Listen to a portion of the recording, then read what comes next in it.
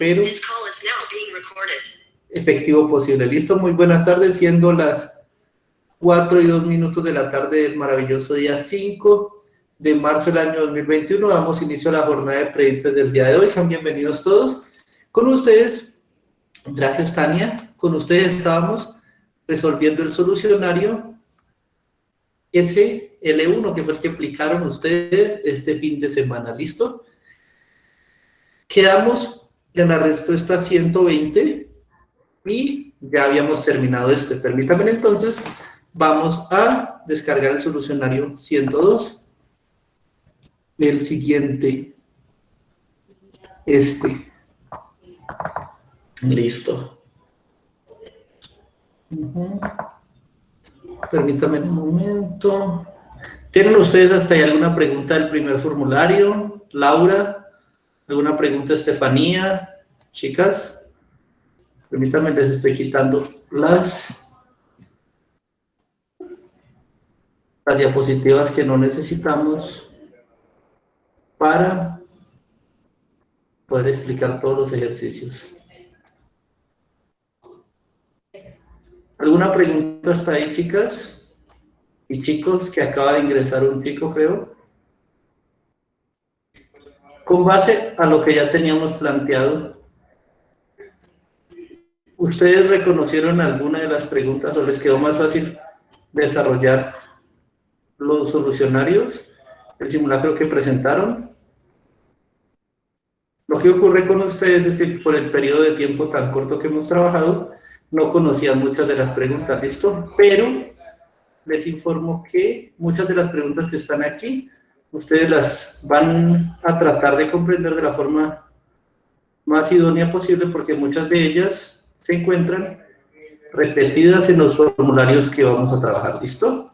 Pues cuando haya una pregunta repetida, les solicitaré, por favor, que me la expresen y me digan, esa ya la vimos, y salimos fácilmente de ella, ¿listo? Ahora, permítame. ¿Dónde era que estaba esto? Listo. Guardar como. Listo. Vamos a dar de guardar como. Ustedes son.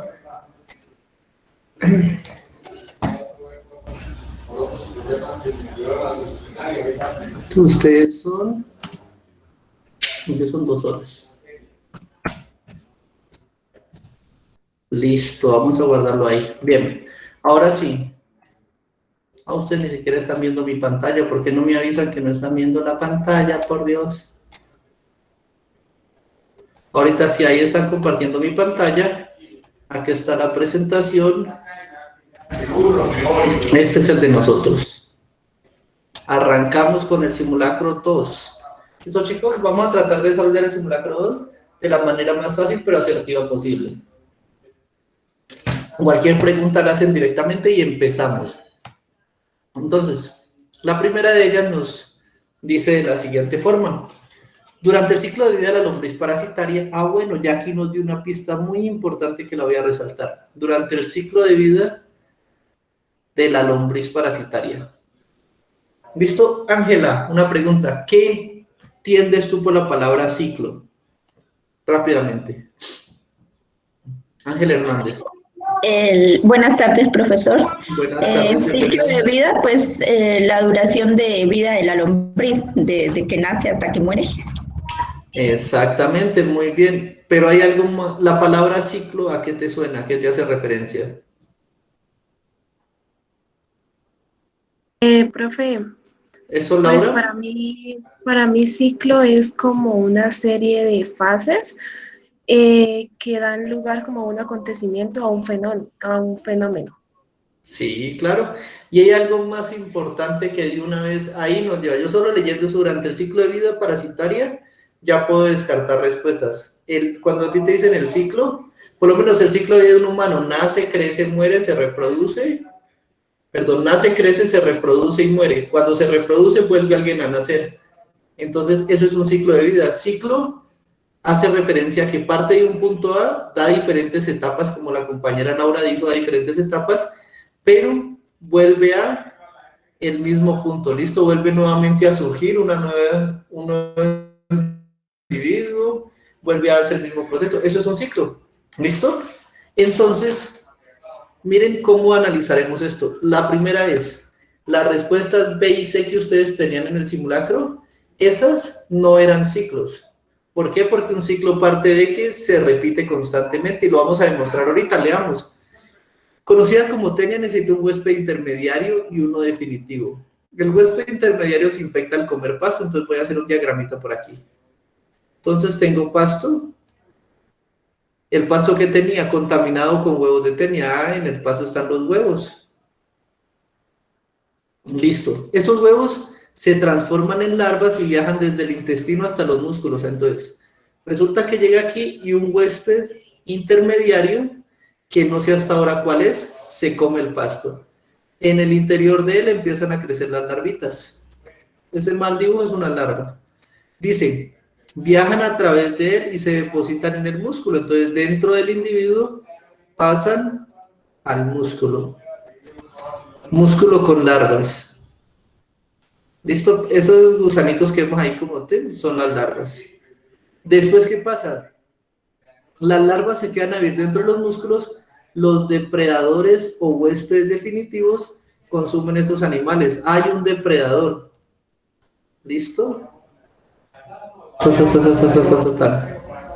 Ese es nuestro depredador que se comió a nuestro huésped intermediario. Aquí tenemos dos dibujos de dos animales. El marranito y el humano. ¿Cuál creen que sería el huésped definitivo? El depredador. ¿Quién normalmente se come a quién? El humano se alimenta comúnmente la carne de cerdo. Entonces posiblemente voy viendo de que el humano es mi huésped definitivo. La B dice huésped intermediario descartado. Y miren que la C también dice huésped intermediario descartado. Solo por esa parte está ahí. Y otra cosa que podemos ver aquí es que al no ser un ciclo, no encajaría con el sistema, pero vamos a seguir analizando. Definitivos consumen estos animales, ingieren las larvas de tenia, ¿listo? Las larvas crecen y se reproducen dentro del depredador. Ah, listo. Dentro del depredador, voy a dibujar nuevamente aquí al depredador, pero en su interior ahora tengo una tenia adulta. ¿Listo? Se crecen y se reproducen dentro del depredador. Los huevos de tenia son expulsados en las heces. Ah, listo. Entonces, el humano defeca y en sus heces van los huevos que caen al pasto, quedan adheridos al pasto y nuevamente ahí viene nuevamente el marranito o el huésped intermediario, se alimenta y si ven que es todo un ciclo, nace del pasto, sería uno el pasto, vuelve al pasto. Ese es un proceso cíclico. El B y el C no son procesos cíclicos, por tanto, no regresan las larvas al pasto como tal. ¿Listo? Hasta ahí vamos bien. Por eso puedo descartar de una vez. Como les dije, solo leyendo la primera etapa puedo descartar la B y la C. Nos quedan únicamente la A y la D. Vamos a seguir los pasos. Vamos a ver, en la 1 de la A dice: las tenias adultas expulsadas en las heces de los humanos. Las tenias son las que se expulsan en las heces. Falso. Vamos a resaltar aquí la parte donde dice: los huevos de la tenia se expulsan en las heces, no se expulsan las tenias, se expulsan las heces, se expulsan los huevos. Falso aquí, ya por eso descartamos la A tampoco es. Solo nos queda la D, confirmemos. 1. Los huevos expulsados en las heces del humano, bien, caen. 2. Consumo las heces presentes en el pasto, ¿quién? El marranito, que es el huésped intermediario, bien, ahí crece la larva. 3. La larva es incrustada en el músculo del cerdo, muy bien, llevamos 1, 2, 3 pasos bien, ahorita se lo come el depredador. 4. El humano ingiere la carne mal cocinada del cerdo, muy bien. Ya hasta nos dicen que es por culpa de no cocinarla bien que estamos ingiriendo la tenia, bien. El siguiente paso, dentro del humano crece la tenia. Desarrollo de la larva en tenia adulta, muy bien. Y la tenia adulta en el intestino delgado expulsa los huevos, bien. Esta es un ciclo completo. La D es un ciclo y perfectamente describe lo que estábamos viendo en el párrafo sobre la vida de la tenia. Hasta ahí quedamos bien. La 51 es la D. ¿Cierto, chicos? ¿Ya ahí comprendieron? ¿Quedaron bien?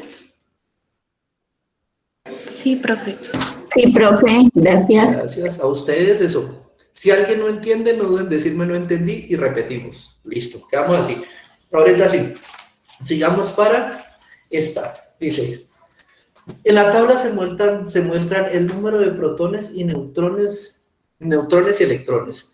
Ya todos sabemos que el átomo está compuesto por 3 partículas subatómicas, protones de carga positiva, neutrones de carga neutra, que se encuentran en el núcleo para estabilizarlo, ¿listo?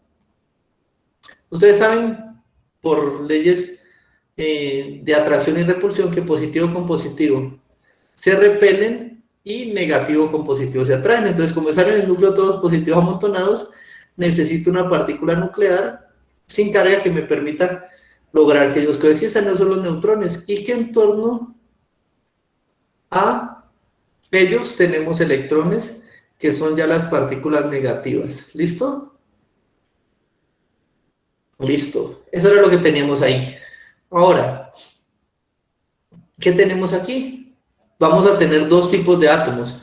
Si yo quiero que un átomo sea igual al otro, la principal característica que debe tener es que su número de protones sea el mismo. ¿Listo?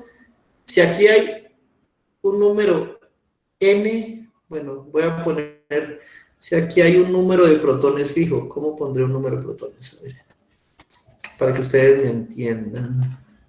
Si aquí tengo un número de protones P1, cantidad de protones, ese número tiene que ser igual aquí a la cantidad de protones de P2. Si no son iguales, si P1 y P2 son diferentes, ya son átomos diferentes. Entonces veamos a ver si son realmente átomos de bromo. Listo. Protones 35, 35. Ah, bien, si son bromo. Número de neutrones. Voy a ver cuántos neutrones hay ahí. En el núcleo, ¿cuántos tiene? 45, 45. Ambos núcleos son idénticos, es más. ¿Listo?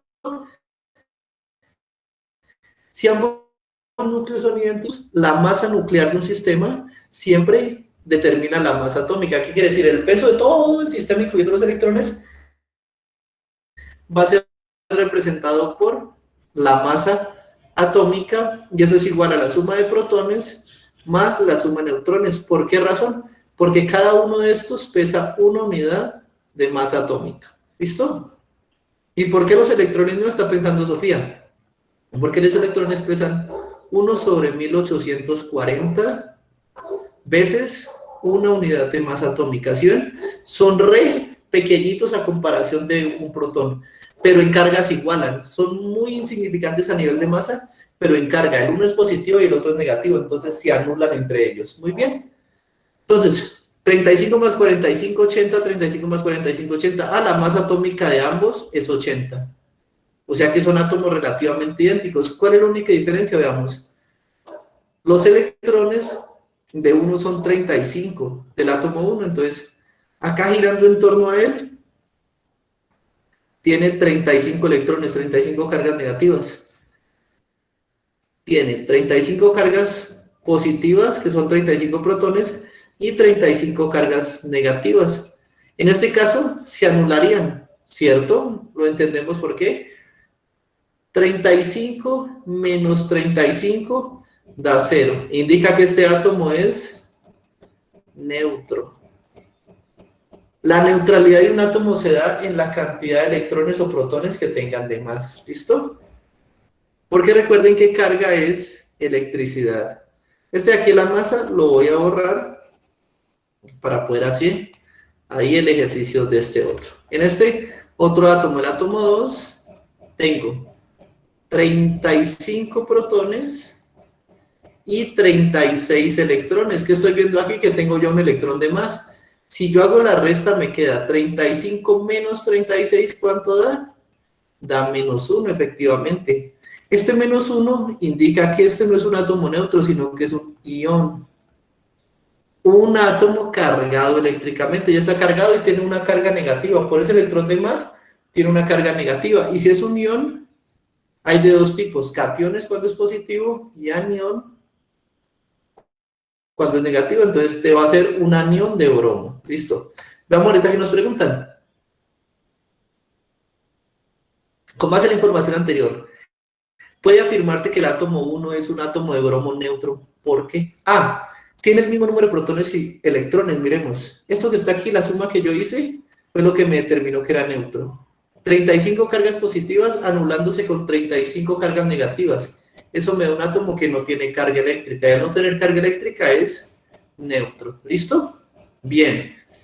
B. Tiene más neutrones que protones. Los neutrones me afectan en la masa. Los neutrones no me afectan en la carga. ¿Listo? Entonces, cualquier cosa que hablemos de más neutrones o menos neutrones, estamos hablando desde cambios de masa. ¿Listo? Entonces, no me afecta la carga. Cuando me dicen átomo neutro, no hacen referencia a neutrones, hacen referencia a qué, si está cargado positivamente o negativamente. Y para eso la única forma es que los electrones y los protones estén equilibrados y es neutro, y si están desfasados se vuelve un ion. ¿Listo? C. La suma de protones y electrones es mayor que en el átomo 2. No hay necesidad de sumarlos. La clave no es la suma, la clave es una resta para saber cómo se anulan. Si usted quiere ver esto de forma más esquemática, va a decir, a los protones quítele los electrones y el valor que le da, si es igual a 0, es neutro. Si protones menos electrones es menor que 0, es decir, es un sistema negativo, va a ser un anión. Y si protones menos electrones es mayor que 0, es decir, es positivo, va a ser un catión. ¿Listo? Catión es un átomo positivo, anión es un átomo negativo y neutro es un átomo que no tiene carga.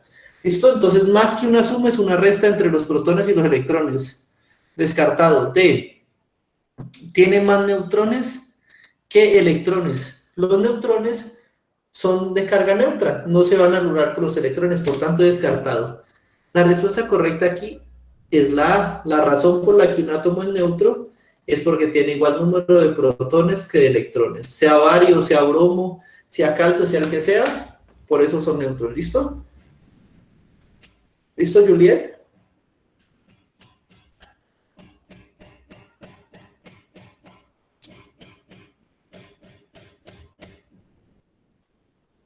Tania.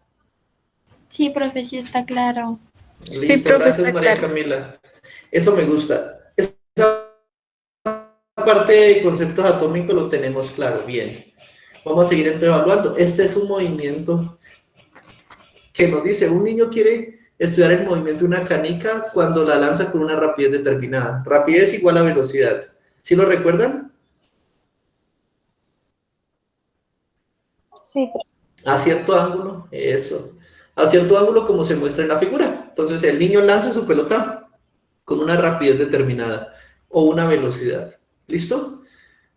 Cuando lanza la canica manteniendo fija la rapidez y cambiando solamente el ángulo, solo va a cambiar este ángulo de lanzamiento, observa los resultados de la distancia horizontal máxima que recorre la canica antes de volver a tocar el suelo. ¿Listo? Entonces la lanza, veo no qué tanto sube, no me interesa qué tanto sube, sino qué tanto alcanza. ¿Listo? El alcance horizontal. Esa es la figura. La figura me describe el experimento. ¿Sí ven? Y a pesar de que ya que la figura y la gráfica se parecen, resulta que la gráfica me representa a mí los datos obtenidos en el experimento. ¿Qué quiere decir la gráfica? Cuando tengo un ángulo de 0, es decir, cojo mi pelota, permítame, yo saco una esferita, cojo mi esferita que la tengo aquí y la aviento a 0 grados. Entonces, ¿qué hago yo con ella? La dejo caer así. Esos son 0 grados, simplemente soltarla. ¿Listo? Se me cayó la esfera. Listo. La dejo caer a 0 grados, eso indica que su alcance pues cae hacia el piso, 0. Ahora sí, empiezo a inclinar el lanzamiento. ¿Qué pasa a 10 grados? ¿Qué pasa a 20? ¿Qué pasa? Y observo que a medida que voy inclinando, voy obteniendo cada vez mayor longitud, miren. Mayor alcance horizontal voy obteniendo. Hasta que llega un punto, que es aproximadamente 45, donde yo obtengo el máximo alcance que puedo tener en el sistema. Llego a la altura máxima horizontal que puedo tener. Ahí, ¿sí la vieron?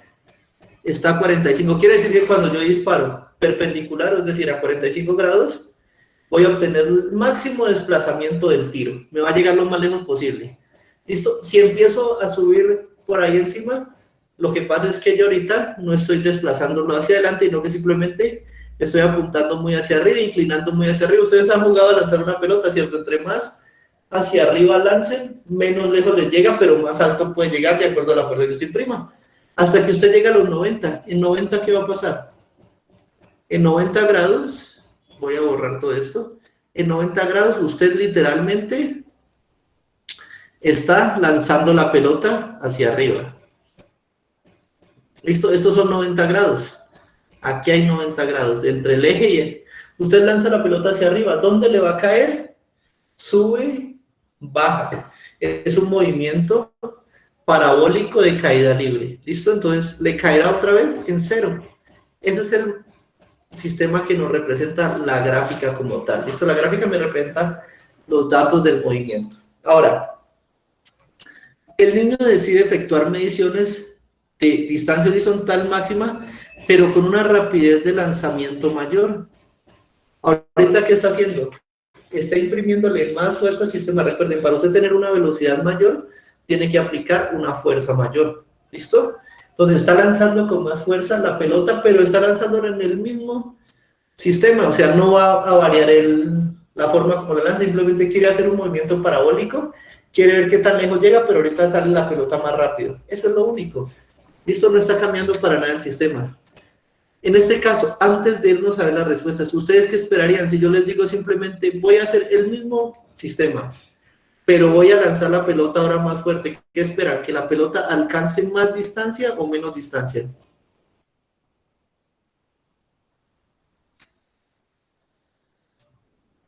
¿Chicos? Menos distancia. Menos distancia, Ángela, ¿segura? Si tú lanzas algo con más fuerza, ¿te cae más cerca? No, sí, a más no. distancia. Más distancia y menos, ¿cómo se dice? El otro. O sea, no se va longitud, no, distancia máxima horizontal. Exactamente, pero mira esto, tú la vas a lanzar con más fuerza. Entonces, supongamos que le estoy lanzando a 45. A 45 recorre la línea puntita que tenemos aquí. Ahorita la vas a lanzar con más velocidad, entonces voy a hacer este vector más grande. Entonces, ¿qué esperaría yo? Que suba, y antes, por el contrario, mira, me alcance tanto más altura horizontal como más altura vertical. El desplazamiento. Aumentan los dos. Claro, el desplazamiento. ¿Qué va a pasar aquí? Por lo menos a 45 aumenta tanto horizontal como vertical. Lo mando más arriba, pero al tiempo lo mando más lejos. De igual forma, cuando yo pase 45 va a pasar, entonces me va a llegar más alto, pero el desplazamiento horizontal se me va a recortar porque estoy apuntando es más inclinado. Igual cuando lance 90 me va a llegar más alto, pero va a caer en cero. O sea que técnicamente es la misma gráfica, voy a construir la misma gráfica, pero va a ser mayor. Probablemente cuando la lance a 45 voy a tener por acá un valor mucho mayor de desplazamiento, o sea, voy a tener este desplazamiento delta de H que tengo aquí, va a ser una distancia que no conozco, pero va a ser más grandecito. ¿Va a cambiar el movimiento? No, sigue siendo un movimiento parabólico, por tanto voy a recoger casi los mismos datos, solo que ahora como lo mando con más fuerza, van a tener valores más altos. Entonces vean, la figura va a quedar igualita, pero más potente, más arriba. ¿Listo? Veamos cuál nos ofrece eso. ¿Cuál empata con eso? Solo hay una, ¿cierto? ¿Ya la vieron? ¿Cuál empataría con eso, Juliet, por ejemplo? Sabiendo eso, la respuesta correcta es la C. Y miremos qué pasa. A 0 deja caer el sistema, cae ahí mismo. A 45 tiene que tener usted la distancia máxima horizontal y asimismo la vertical, pero aquí como nosotros estamos graficando la horizontal, vamos a ver si de verdad es mayor. Aquí en el inicial tenía como 1.5 de distancia máxima. Aquí tengo 2.5, es decir que yo al lanzarla con mayor rapidez aumenté 1 metro casi el alcance horizontal. Eso pues cambia. Y a 90 la lancé hacia arriba otra vez, me puede llegar todo lo alto que quiera, pero vuelve a caer en cero, vuelve a caer en mí. ¿Listo? En ese caso, sé la respuesta correcta y encaja con los datos. Ah, ¿por qué no? Miren, ENA me está queriendo decir que a 0 usted hizo el lanzamiento, lo dejó caer literal, y mientras caía, mágicamente se desplazó 2.5 hacia adelante. Eso es imposible. O que usted lanzó la pelota a 90 grados, es decir, hacia arriba, y mágicamente se trasladó 22.5 metros hacia adelante. Eso no ocurre. La B, A 0, si hay 0, muy bien, pero miren que a 90 me está queriendo decir que cuando usted lance hacia arriba la esfera, ella aquí va a alcanzar energía y va a hacer un movimiento casi hasta 40 metros hacia allá, es decir, se mueve y allá sale disparada, eso no pasa. Y la D que tiene, la D tiene una constante, quiere decir que para todo ángulo la distancia va a ser constante. Entonces eso quiere decir que por más que usted lo lance inclinado hacia arriba o cualquier cosa, siempre cae la misma distancia, que son 3 metros. Esto es falso porque, como vimos, si yo varío el ángulo, varío el alcance. Eso es lo que me está diciendo. El comportamiento tiene que ser el mismo, pero con mayor alcance. Respuesta correcta, la C. ¿Hasta ahí, chicos? ¿Estamos claros? ¿Alguien tenía alguna duda sobre esa pregunta? Sí, está claro, profe.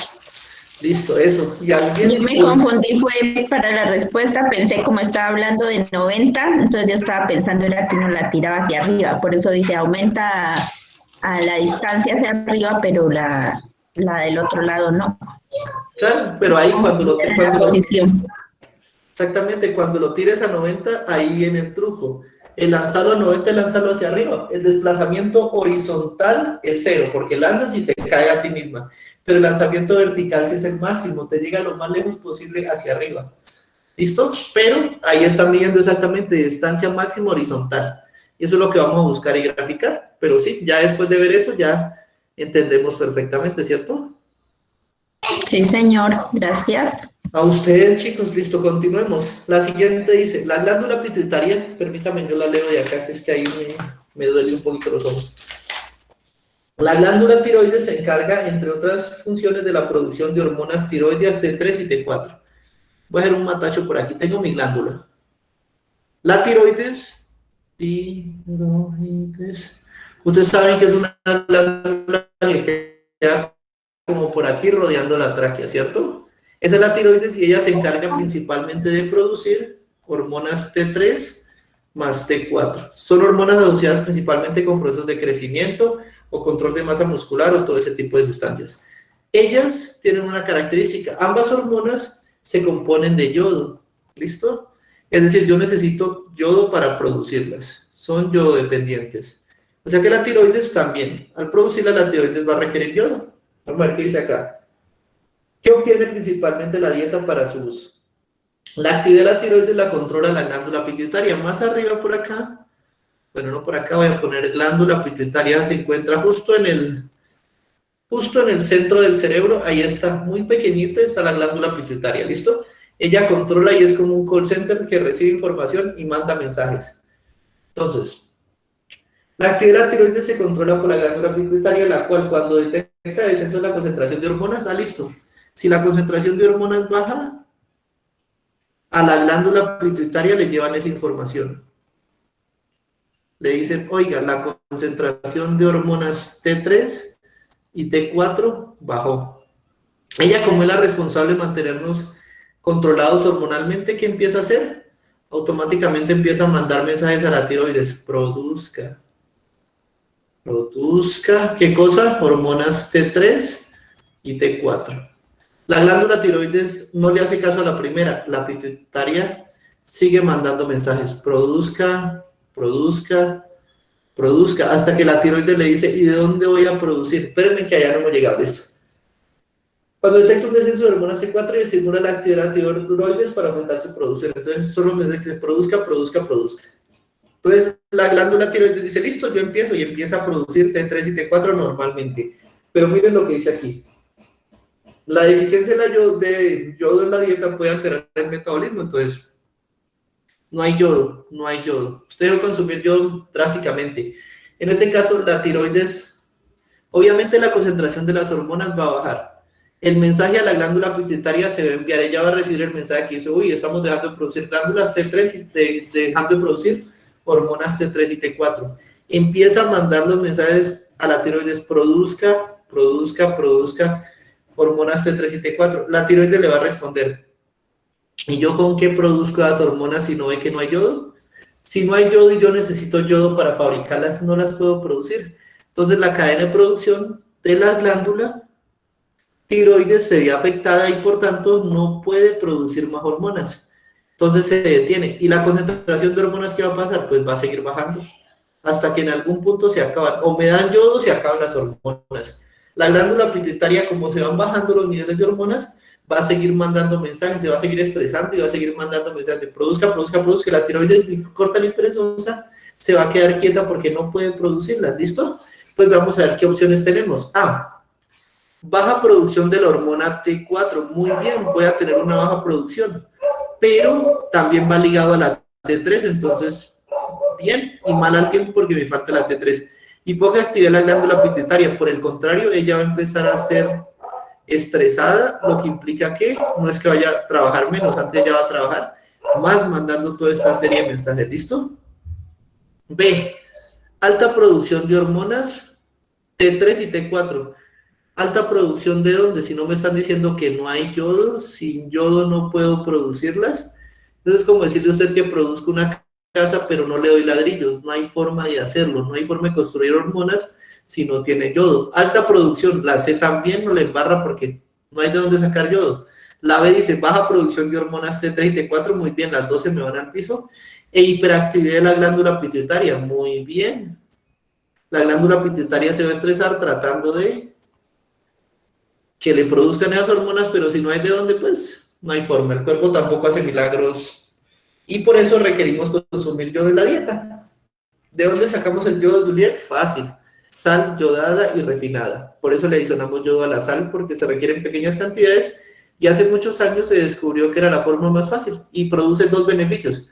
Primero, le entregas el yodo suficiente al cuerpo para producir las hormonas y segundo, el yodo ayuda como antiaglutinante de la sal, es decir, evita que la sal refinada se vuelva una piedra después de cierto tiempo por absorción de humedad. La química. ¿Hasta ahí una pregunta, chicos?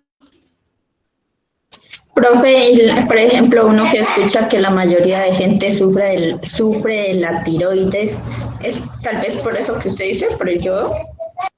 Es por deficiencia de yodo. Hay muchos desórdenes alimenticios que se dan principalmente en la infancia. En la infancia, por eso usted le recomiendan que nutra al bebé. Hay ciertos médicos que dicen nutra al bebé después de cierta edad con comida de sal. Dele un poquito de sopa, dele un poquito de carne, que empiece a comer saladito, dicen algunos pediatras. ¿Qué pasa? Que eso le está ayudando al ingerir a través de la sal yodada y refinada pequeñas concentraciones de yodo. Entonces la tiroides dice, uy, me llegó yodo, empecemos a producir hormonas T3 y T4. No hay necesidad de mucho yodo porque también el yodo lo obtenemos de otras frutas. Hay frutas que contienen yodo también. Entonces, la dieta hace que yo tenga disponibilidad de yodo o no. Y las hormonas T3 y T4 controlan principalmente el crecimiento. Cuando hay una atrofiación de la glándula tiroides, porque principalmente la glándula tiroides la que se atrofia. ¿Qué es atrofiar? Cuando usted no hace ejercicio y de un momento a otro va a hacer ejercicio, el músculo se le duele, eso es atrofiarlo, usted no lo ha entrenado para la producción. Esto pasa con la tiroides, a veces llega a gran cantidad de yodo, pero ya no está entrenada, entonces produce poco. Esos desórdenes hormonales causan enfermedades como gigantismo, enanismo, crecimiento descontrolado de algunas partes del cuerpo, y eso se da principalmente, como dijo Ángela, por la dieta. ¿Listo? Entonces necesitamos consumir yodo. Entonces hay que buscar fuentes balanceadas de yodo en todas las etapas de la vida.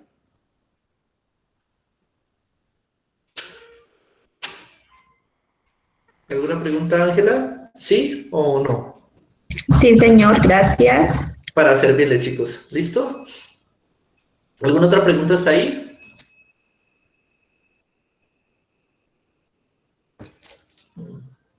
Listo, continuemos entonces.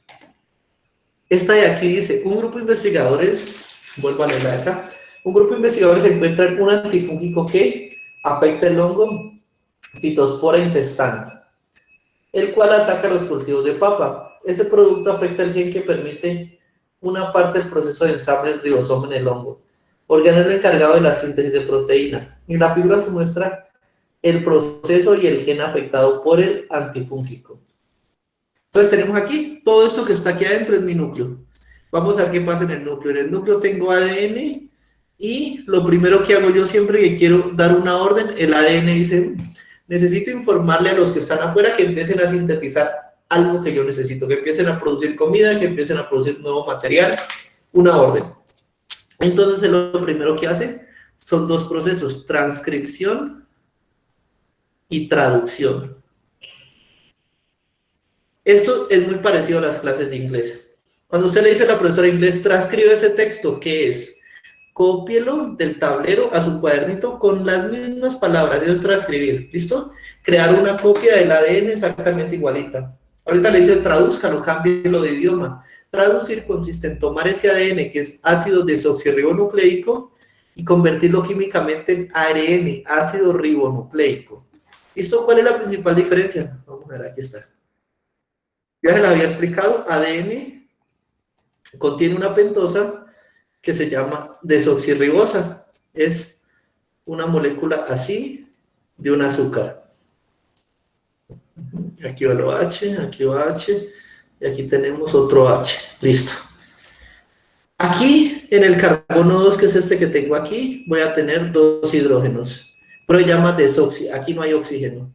Cuando usted la va a pasar a ARN, ese es ácido ribonucleico, entonces ya la ribosa ya no tiene el desoxi, ya está oxidada. Entonces aquí, justo en ese lugar donde usted creía que ya no tenía un oxígeno, ahí le debe colocar un oxígeno. ¿Listo? Miren, ahorita tengo un OH donde antes tenía un hidrógeno. Ese OH la protege del medio externo. Cuando ella sale, ya no se degrada porque afuera hay oxígeno, pero ella como ya tiene su oxígeno, no tiene ningún punto de aire, entonces se refuerza.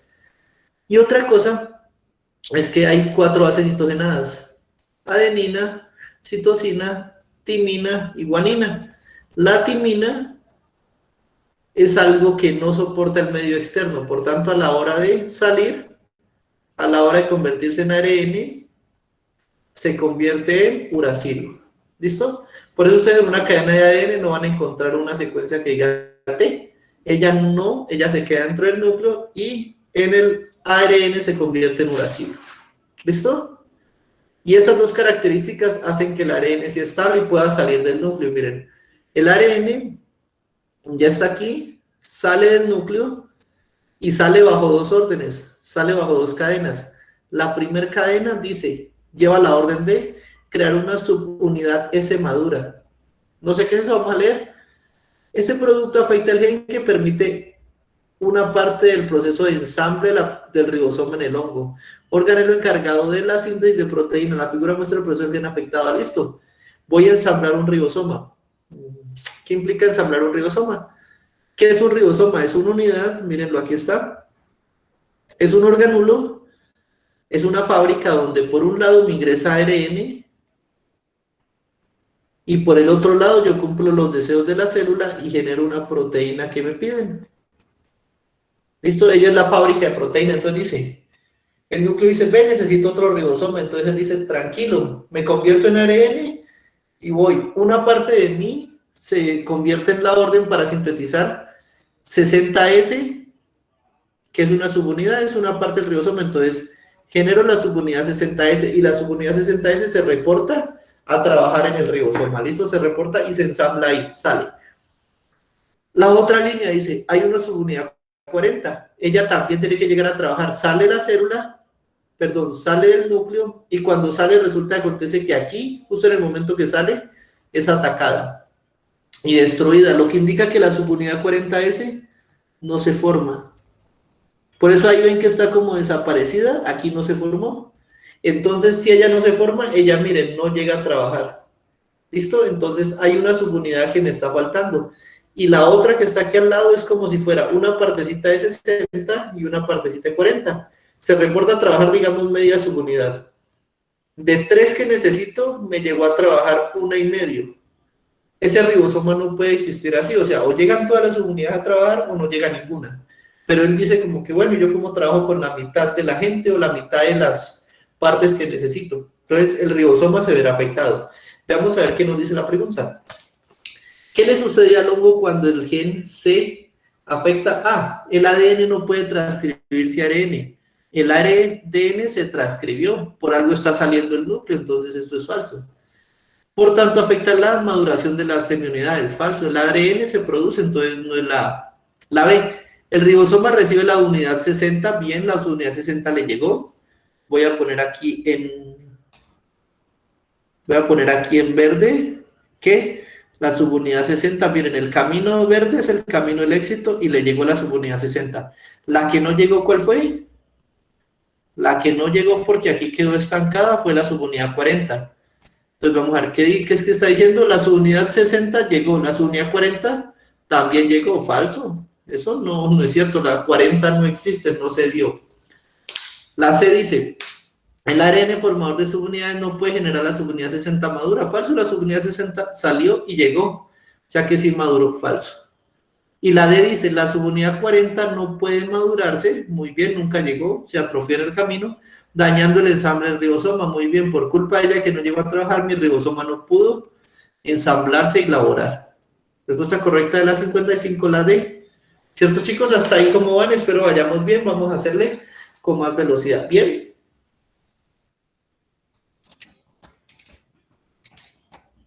¿Chicos? Sí, profe. Eso, yo sé que la señal se la queda, pero traten de... Nos dice, ya nosotros sabemos que es un ion. Un ion que tiene protones menos electrones, es mayor a 0 o menor a 0. Si es menor a 0 es negativo, por tanto es un anión. Y si es mayor a 0 es positivo, por tanto es un catión. Eso ya lo sabemos de previos capítulos. Entonces miren, un ion es un átomo que posee carga, por tanto tiene más o menos electrones. Bien, ya lo sabíamos. Pero ahorita vamos a conocer un isótopo. Dice, los isótopos son átomos del mismo elemento, por tanto tienen el mismo número de protones que difieren de masa atómica. Nosotros dijimos, en el núcleo habían protones y habían neutrones. La masa atómica era igual a la suma de protones más neutrones. Si los protones son siempre la misma, y yo digo que A1 es diferente de A2, entonces si los protones siempre tienen que ser los mismos, ¿qué es lo que me está variando? La cantidad de neutrones. Muy bien. Entonces, los isótopos que tienen son átomos del mismo elemento que tienen mayor cantidad de neutrones o menor cantidad de neutrones, por tanto su masa atómica difiere. ¿Listo? Lo voy a poner así, son dos hermanos gemelos. Por eso tienen el mismo número de protones, se ven igualitos, pero uno de ellos le gusta andar con más ropa que el otro, es decir, uno de ellos anda más pesado y el otro más liviano. Son lo mismo, pero difieren en masa. Eso es un isótopo, ¿listo?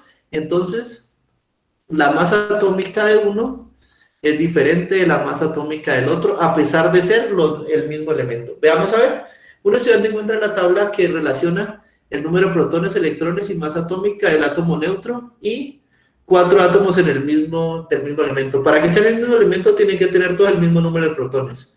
20, 20, 20, 20, 20, 20. Los 4 tienen 20, o sea que los 4 son el mismo. Bien, veamos a ver si son iones o qué son. Para ver si son iones, lo primero que yo haría, lo más fácil, es adicionarle una columnita, carga. Esto uno lo aprende a ver más rápido, pero ahorita vamos a construir esa columnita, la carga. Entonces, ¿qué hago aquí? Aquí voy a poner, me quedo más chido, pero voy a poner con negro. Serán protones menos electrones, 20, todos tienen 20 protones, ¿cierto? Entonces va a ser 20 menos el siguiente número, menos electrones, menos 20, 20 menos 20 es 0, entonces este átomo que está aquí es un átomo neutro. El siguiente, 20 menos 18. 20 menos 18, casi toda la vida da, más 2. Esto es un ion. Es decir, el átomo 1 ya estamos viendo que es un ion. El 2, 20 menos 20, 0. Es neutro. El siguiente, 20 menos 20, otra vez igual a 0. Entonces, otra vez es neutro. Y ahorita, el último, el 4, 20 menos 19, da más 1. Entonces, esto es un ion. ¿Qué tenemos aquí? Si yo saco esto, voy a decir, el átomo 1 y el átomo 4 son iones. Si nos arriesgamos a leer la pregunta, miren esta belleza. La pregunta dice, ¿cuáles átomos son iones y cuáles son isótopos? Veamos. De la mitad de las respuestas para acá, nos dicen los iones. Átomo A, átomo 3 y 4, falso porque son los átomos 1 y 4. Busco 1 y 4. 1 y 3 no, 2 y 4 tampoco, 1 y 4, bien, respuesta correcta la D. Pero resulta que acontece que quiero confirmar que el lado de acá, 2 y 3, de verdad son isótopos. Entonces deben ser átomos que difieren en masa. Entonces veamos, el original pesa 40, el 2 pesa 42, ya tiene 2 unidades de masa por encima. Y el 3 pesa 44, ya tiene 4 unidades de masa por encima. Es decir, que estos dos átomos que yo creía que eran neutros, resulta que son isótopos. Es decir, 2 y 3 son isótopos. ¿Sí entendieron por qué rápidamente, Juan David?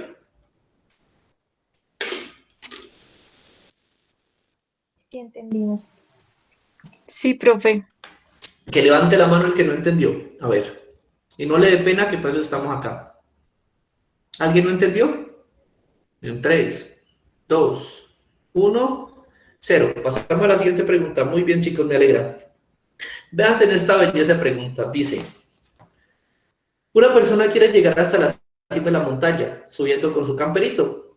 En esta situación, la magnitud de la fuerza de rozamiento es directamente proporcional. Entonces, fuerza de rozamiento, que es la que se establece entre la superficie de la montaña y el campero, es decir, entre los dos objetos, hay una fuerza que se da cuando ellos se tocan. Esa fuerza que se da cuando ellos se tocan se llama fuerza de rozamiento. ¿Listo? Es directamente proporcional a la normal, entonces es directamente proporcional ¿a quién? A la normal. ¿Qué es la fuerza normal? Se preguntarán muchos de ustedes. Déjenme ver si está listo. La fuerza normal es la fuerza que comúnmente se opone al contacto de dos superficies. Es decir, voy a dibujarla así primero. Supongan que eso me quedó recto, ¿listo? Entonces, aquí están entrando en contacto dos superficies. La del plano y la del objeto. ¿Listo? Entonces, lo primero que voy a tener en cuenta aquí es que el objeto va a actuar con un peso, mg. ¿Listo? Ahora, ¿qué pasa? Eso es lo que me está manteniendo a mí el objeto pegado al piso. El piso, por la ley de Newton, dice, toda acción genera una reacción de igual magnitud en el sentido contrario. Es decir, toda acción que tú hagas, toda fuerza que apliques hacia abajo, el sistema aplicará la misma fuerza hacia arriba para mantenerlo en reposo. Si no se está moviendo, entonces hacia arriba va a haber una fuerza. ¿Listo? Esa fuerza se produce porque toda la superficie que está aquí está empujando hacia arriba. ¿Listo? Para no dejarse hundir. Y esa fuerza que tenemos ahí se conoce comúnmente como la fuerza normal, es decir, la fuerza que hace la superficie para evitar que el objeto pues se hunda en ella. Pero si es un objeto sólido, plano, siempre va a haber una fuerza normal. ¿Listo? Ahora, si es un sistema inclinado, si es un plano inclinado, también va a haber una normal, claro. Solo que aquí va a variar un poco porque la masa va a ir hacia abajo y ahora la normal siempre va a ser perpendicular a la superficie de contacto. Entonces, ahí se está contactando. Entonces, si es perpendicular, es decir, que va a marcar un ángulo de 90. Entonces, la normal va a ir un poquito inclinada. Esa es la normal.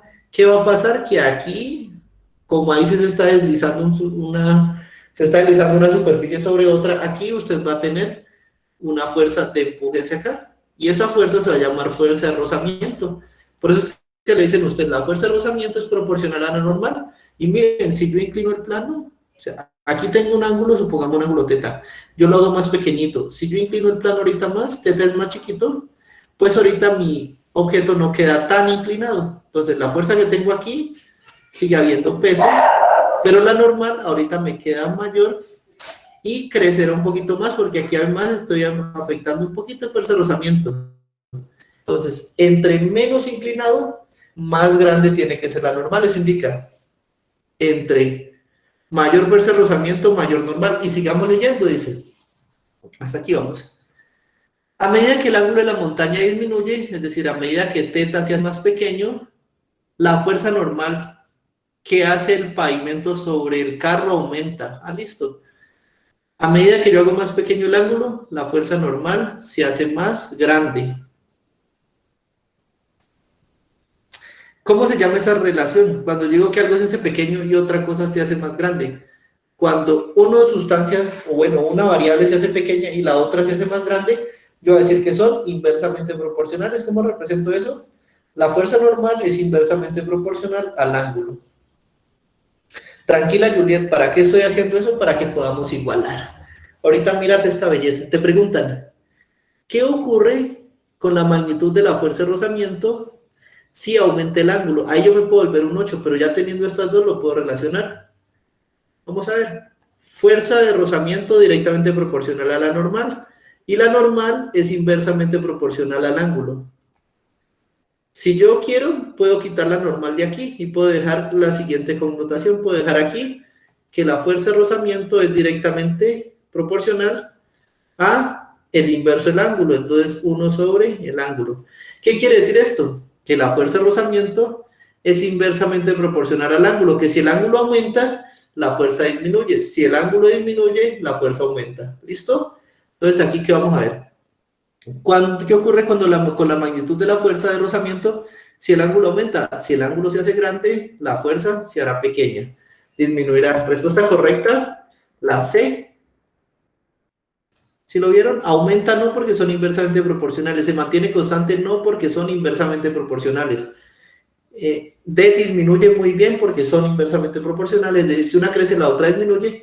D cambia la dirección. Eso no pasa ni en mis peores pesadillas porque la fuerza de rozamiento siempre se va a dar entre la superficie y el objeto que está en movimiento. A menos de que el carro de un momento a otro se pegue al techo, que aún así tendría fuerza de rozamiento, pero con el techo, y ahí sí sería inversa, funcionaría. ¿Listo? Pero el carro no va a hacer eso. Respuesta correcta, la C. Chicos, hasta ahí. Sean totalmente honestos con la mano en el corazón. ¿Entendieron? Sí, profe. Sí, profe. No, señor. Eso, muy bien. Juan Felipe, Juan David, no. Juan David, cuéntame cómo que no entendiste. No, soy Alejandro. ¿Dónde estás, Alejandro? Bueno, Alejandro. Ah, Alejandro, el primero. Sí, cuéntame, Alejandro. ¿Cómo que no entendiste? Es que no entendí muy bien lo del rozamiento. Ah, ya. Pues, entonces, rozamiento. Usted tiene una superficie, ¿listo? Y sobre ello usted coloca un cuerpo. El cuerpo, pues, obviamente va a tener primero que nada un peso. ¿Listo? Si usted amplía, vamos a hacer un zoom aquí. Sí, vamos a ampliar esta parte y la vamos a diagramar acá. ¿Listo? Entonces, si usted la ampliara, tendría que una superficie va a entrar en contacto con otra.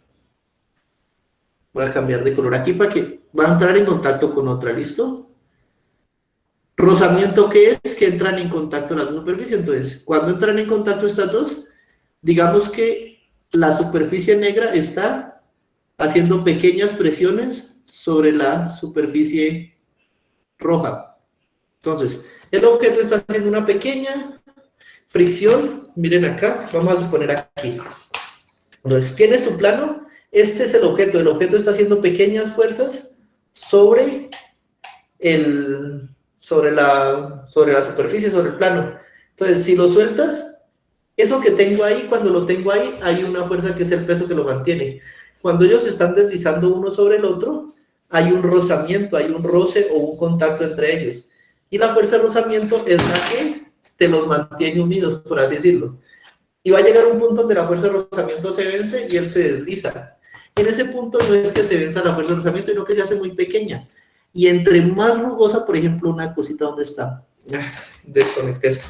Entre más rugosa, tú cuando tienes por lo menos dos superficies muy rugosas, si adhieren más, ¿el rozamiento es más rápido o más lento? Es más lento.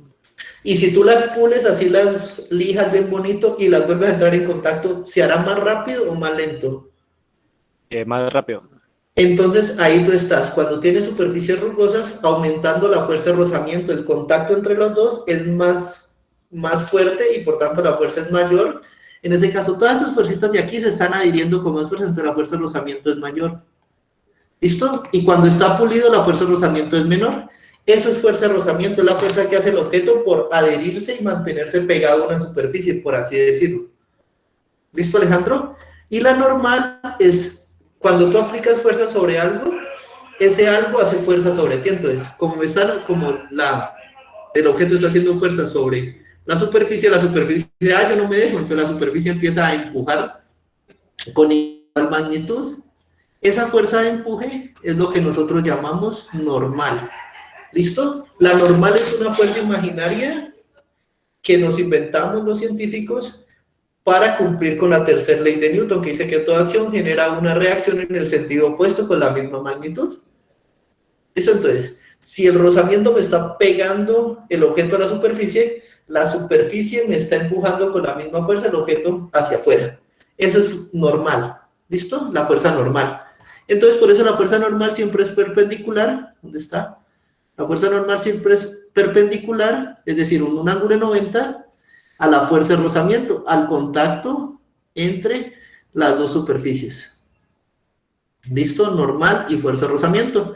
Y si la fuerza de rozamiento se hace más grande, es decir, el empuje que hace el cuerpo sobre la superficie es mayor, la respuesta de la superficie al objeto también tiene que ser mayor, por eso son directamente proporcionales. ¿Sí lo pillaste, Alejandro?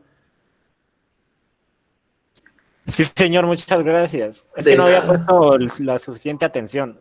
Listo, pero ahí les queda ya claro, ¿no? No hay problema. La idea es que aprendan todos y que les quede ahí claro. ¿Listo? Por eso es que aquí ustedes están preguntando. Muy buena pregunta, Stephanie. Entonces, cuando yo tengo una superficie totalmente vertical y le intento pegar algo, en este caso las dos superficies entran en contacto, pero realmente si vemos bien a nivel molecular, ahí hay un espacio. Y como la fuerza del peso no está obligando a que entren en contacto aquí, este objeto va a primar y la fuerza del peso va a ir hacia abajo. Por eso, cuando usted coloca un objeto sobre una pared y lo suelta, él se cae, porque la fuerza ¿cómo se llama? La fuerza de rozamiento contra la pared es cero. Usted no está empujando el objeto contra la pared. Mientras usted lo empuje con su mano, ahí se queda, pero apenas lo suelte, el peso lo lleva hacia abajo rápidamente. Entonces, aquí entre ellos dos es como si hubiera vacío. Entonces, al haber vacío, la superficie no está ejerciendo fuerza sobre el peso. Por eso aquí usted nunca va a dibujar una normal. Ahí simplemente es el peso hacia abajo, y si tiene una corriente o algo que le empuje hacia arriba, ahí. Por eso en el diagrama de caída libre usted nunca va a tener una normal, porque la superficie no está haciendo fuerza sobre usted, ni usted sobre la superficie. ¿Listo?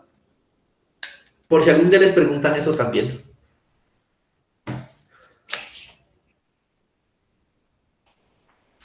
Sí, profe. Listo, me alegra que hayan comprendido hasta ahí. Hasta ahí vamos, todo claro, todo correcto.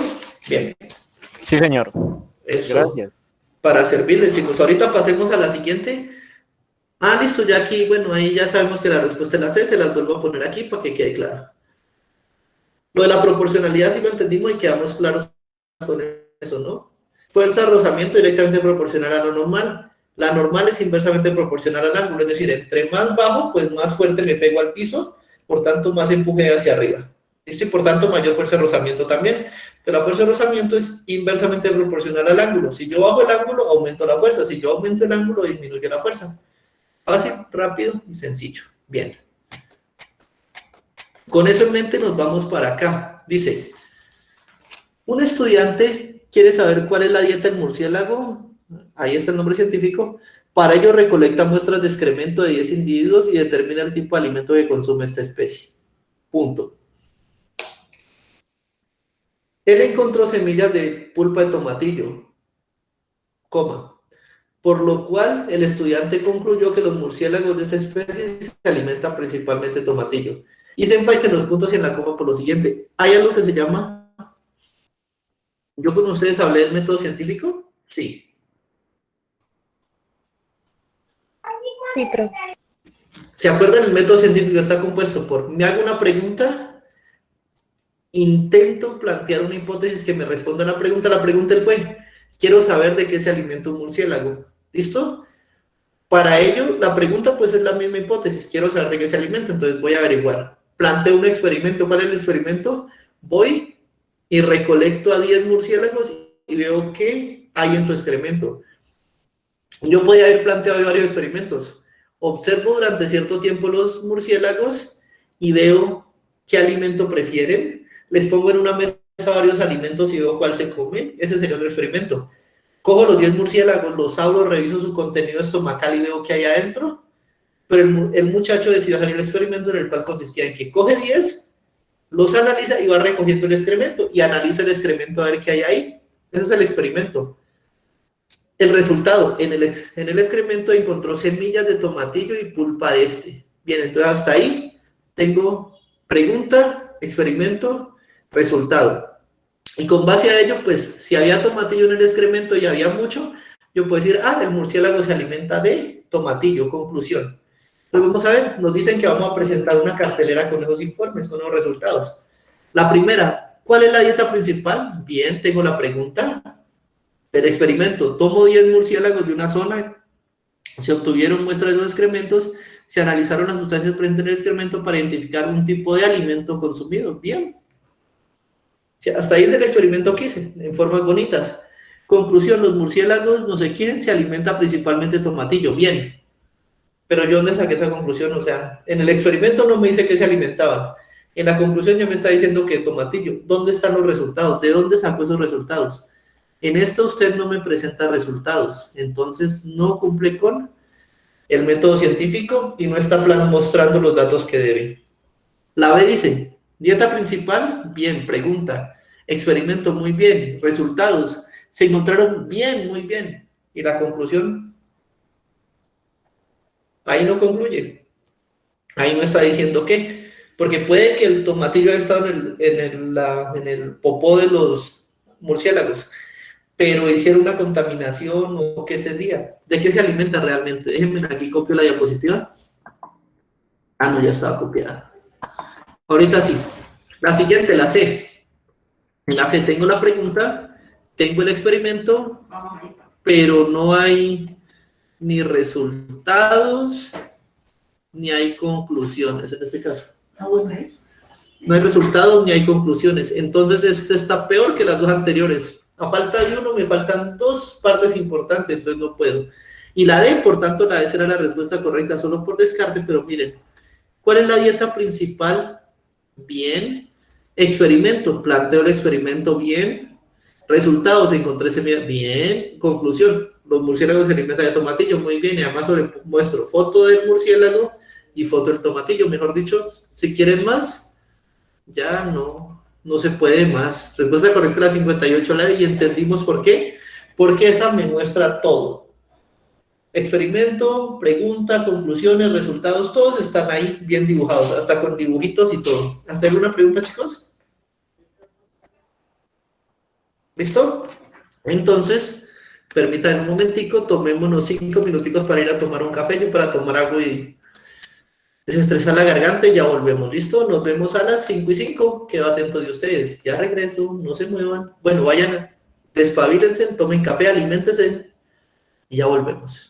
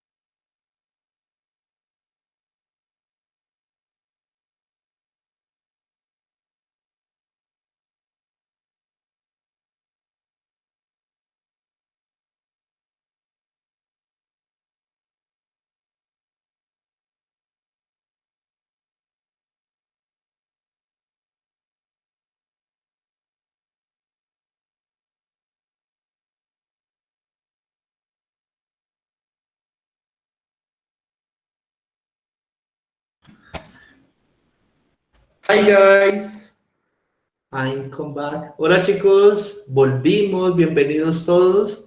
¿Se encuentran ahí? Sí, profe. Eso, Sí, señor. Profe. listo, arrancamos. Espero estén disfrutando su cafecito, estén activos para despertarse. Volvemos. Permítanme, efectivamente, ya estoy confirmando pantalla, muy bien. Y sigamos ahorita. 10. Una adaptación es una característica que mejora la supervivencia o la reproducción de un organismo que la exhiben, teniendo implicaciones evolutivas en la diferencia entre dos especies. ¿Listo? Se adaptan al medio para garantizar que van a vivir más tiempo y sus crías no van a morirse inmediatamente. Supervivencia y reproducción. Listo. Las chinchillas son unos animales emparentados con los ratones, es decir, en alguna época fueron similares, pero ¿qué pasó? Se encuentran adaptados al medio en el que viven y sus hábitos de comportamiento, como lo pueden demostrar su fisiología y su morfología. Es decir, en alguna época los ratones se fueron para un lugar, las chinchillas se fueron para otro y se empezaron a adaptar a entornos totalmente diferentes. Cuando hablamos del factor fisiológico, me refiero a todo tipo de procesos que ocurren dentro de un organismo y lo mantienen vivo. Fisiológico es metabolismo, fisiológico es tipo de producción, fisiológico es tipo de excreción, fisiológico es sistema respiratorio, todo lo que haya cambiado y lo mantenga vivo, eso es. Morfológico es cómo se ve, su morfología. Tiene 2 brazos, tiene 2 paticas, tiene 4 paticas, tiene ubres, tiene orejas, tiene cola, tiene pelo, no tiene. Eso es morfología, ¿listo? Entonces, su principal modificación fisiológica es la adaptación a la falta de agua de su hábitat natural. Hay poca agua en el hábitat que él tiene, lo que implica que él se adaptó metabólicamente para vivir en un entorno donde le provee poca agua. Hasta ahí vamos bien. En este sentido, la orina de la chinchilla es poca y concentrada. Listo, poca y concentrada. ¿Qué quiere decir esto de poca y concentrada? La orina está compuesta principalmente por desechos, cosas que no voy a usar, que los disuelvo en agua y los elimino, ¿listo? Pues es poca porque la chinchilla está viviendo en un lugar donde no hay que desperdiciar agua, entonces ella ahorra la mayor cantidad de agua que puede. Entonces cuando necesita desechar, lo disuelve en la menor cantidad de agua y lo excreta, ¿listo? Por eso es poca y concentrada, para ahorrar agua y usar esa agua en procesos que ella puede utilizar, ¿listo? Una razón que permite explicar por qué la orina de la chinchilla es concentrada y se produce en poca cantidad es porque donde ella vive hay poca agua y la poquita agua que obtienen la vamos a utilizar hasta la última gota para hacer una función metabólica. ¿Listo? Vamos a ver qué nos dicen acá. Nos dicen, estos animales no consumen agua en su medio, lo que justifica su adaptación. En ningún momento está diciendo que no consuman agua, si no, no orinarían, porque necesito disolver los desechos en algo. Entonces, no es que no consuman agua, es que hay poca agua donde ellos viven. Y miren que se adaptaron a un hábitat donde falta el agua. No es que no haya agua, falta, pero no es que esté diciendo que no hay. ¿Listo? B. La pérdida de agua en las chinchillas es una adaptación ambiental más que fisiológica. Ambiental, entorno externo. Llego y es de día. Porque es de día voy a orinar. Llego y está haciendo calor. Porque está haciendo calor voy a orinar. Llego y está frío. Porque hoy el clima está frío voy a orinar. La chinchilla no hace eso. Ahí dice que la chinchilla orina poco y concentrado, pero lo están relacionando es con la cantidad de agua, con que hay poca agua. No está en ningún momento diciendo que algo externo, algún factor ambiental, esté afectándome su fisiología. Falso. C. Al obtener agua de las plantas de su hábitat, estos animales no requieren estar orinando constantemente. Si ellos obtuvieran agua de las plantas constantemente, no habría la necesidad de estar concentrando la orina. ¿Listo? No es la necesidad de hacer poca y concentrada, porque ella estaría supliendo el agua que pierde. Los humanos tenemos agua a disposición total y ven las cantidades que orinamos una cantidad mayor porque tenemos agua disponible con la cual repararla.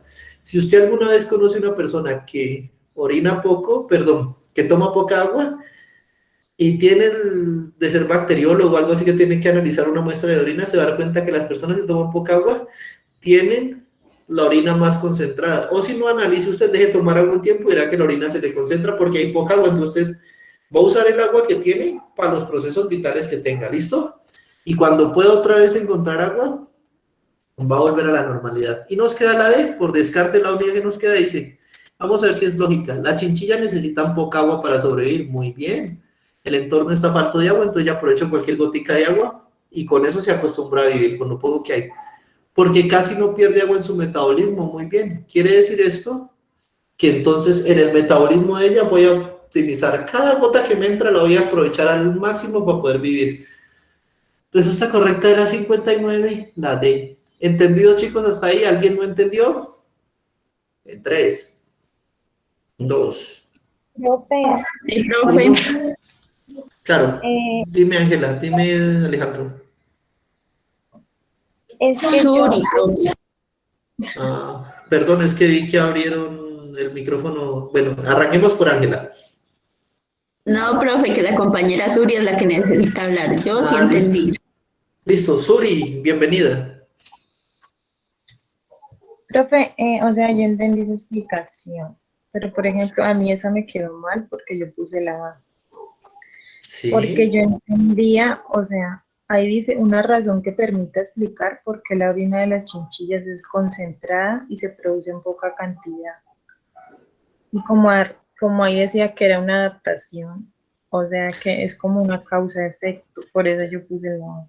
Sí, ahí tienes tú la razón, pero te hago una pregunta y vamos a jugar con tu causa-efecto. Si no hubiera agua en que disolver los desechos, ¿tú crees que habría orina? ¿O a lo largo de todo ese proceso evolutivo el animal hubiera evolucionado para no orinar? Si no hubiera nada de agua.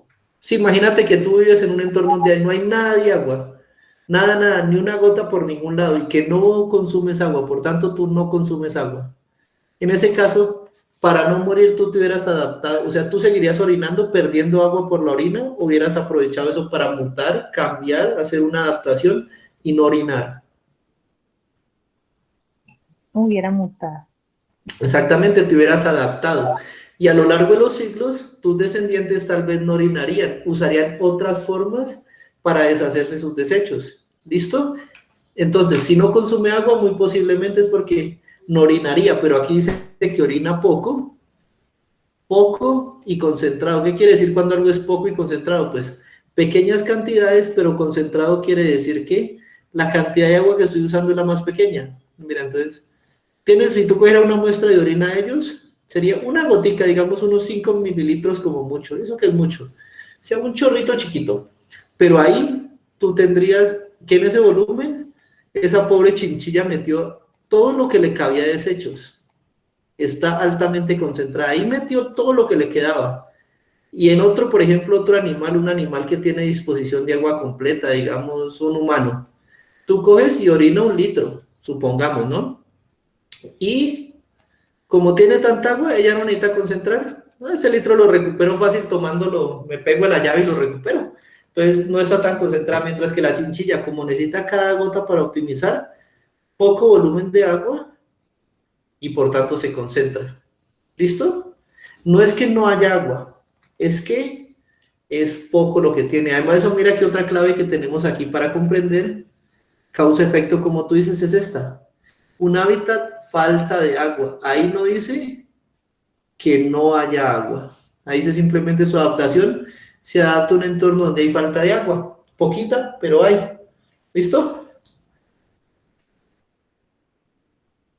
Sí, pero Listo, esa sería. Y eso da pie a confusiones, por eso ustedes tienen que aprender a leer bien. Es importante también que tomen el cursito avanzado con el profesor Carlos, lectura rápida y análisis de lectura. ¿Listo? Porque acá también, si se den cuenta, toda la información que está en la pregunta es relevante y una palabrita que entendamos mal ya nos hace dar la tala incorrecta, pero si aprendemos a leer y a tomar esas pisticas, ya vamos ganados. ¿Listo, Suri? Pero sí, la razón es de las chinchillas no necesitan agua para sobrevivir, por lo que necesitan poca agua para sobrevivir, por lo que no pierden agua en el metabolismo. ¿Listo?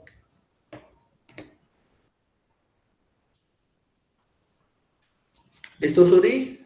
En 3. Listo, continuemos. Vamos a pasar a esta. Esta nos dice lo siguiente.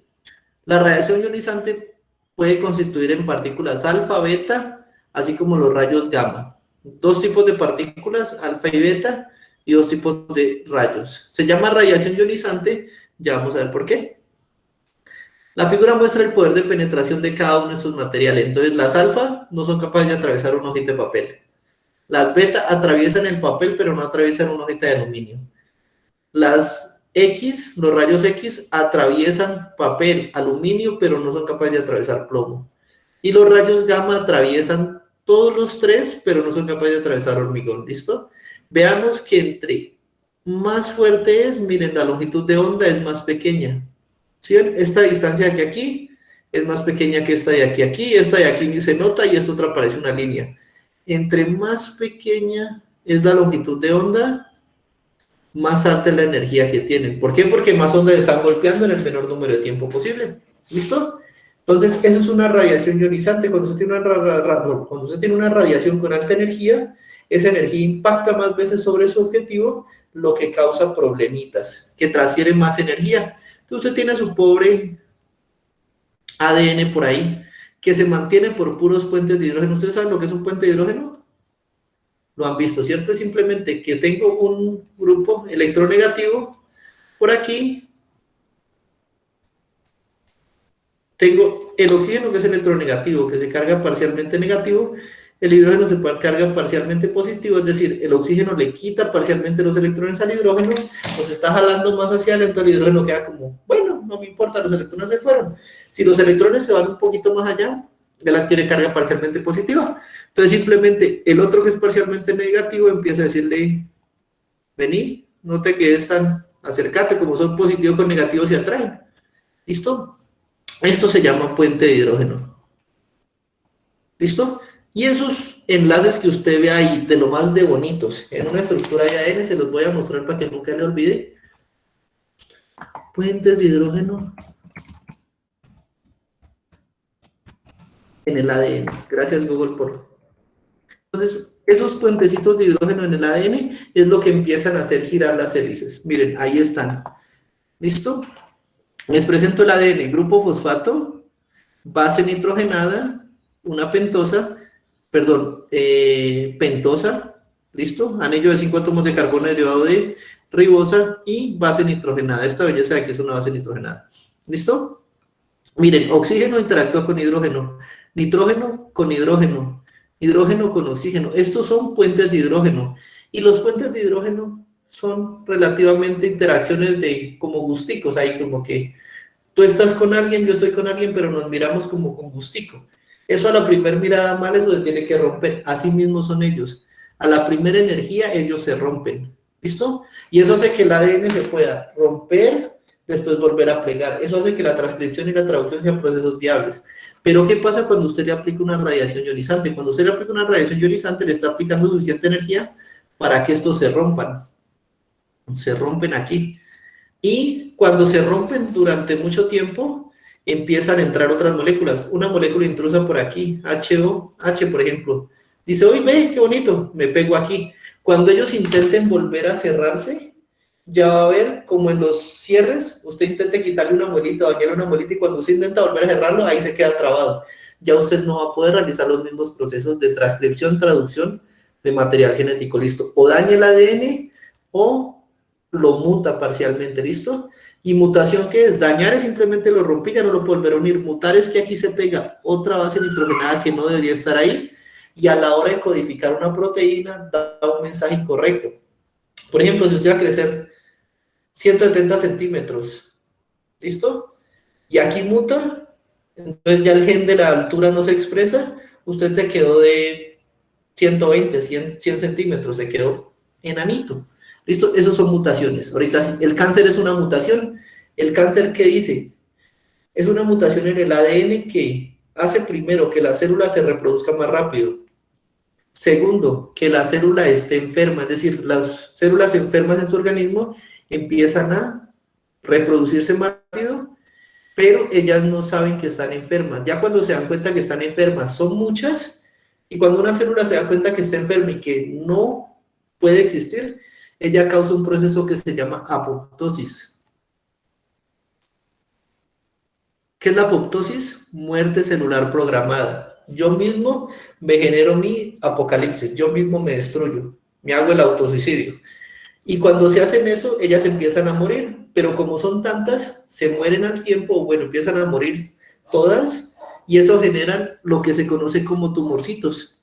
Entonces, ese tumor empieza como tal, ese pequeño problemita de muerte empieza como tal a expandirse y a dañar las células alrededor. Eso es el cáncer. ¿Listo?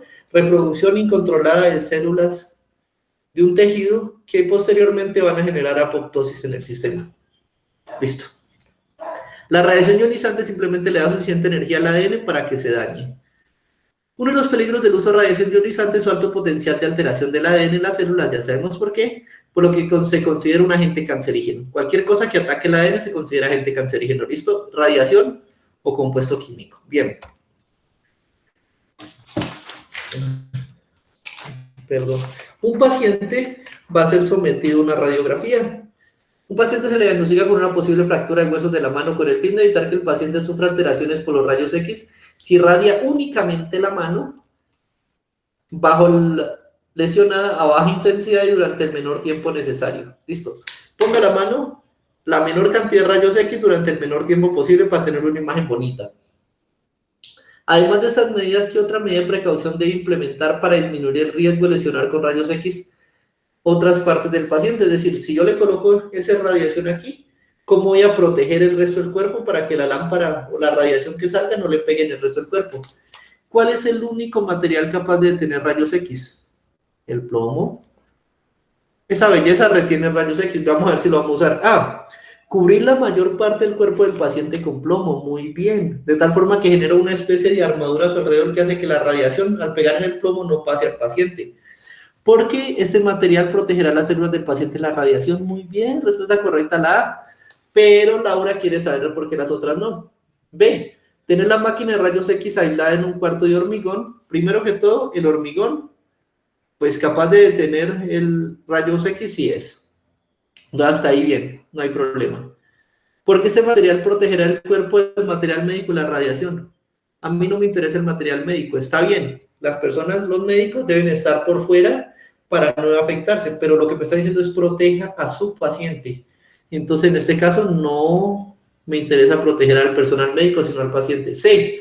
Cubrir la mayor parte del cuerpo del paciente con aluminio. El aluminio no es capaz de detener los rayos X, entonces ni para qué. Pierdo el tiempo forrándolo en aluminio que no va a servir.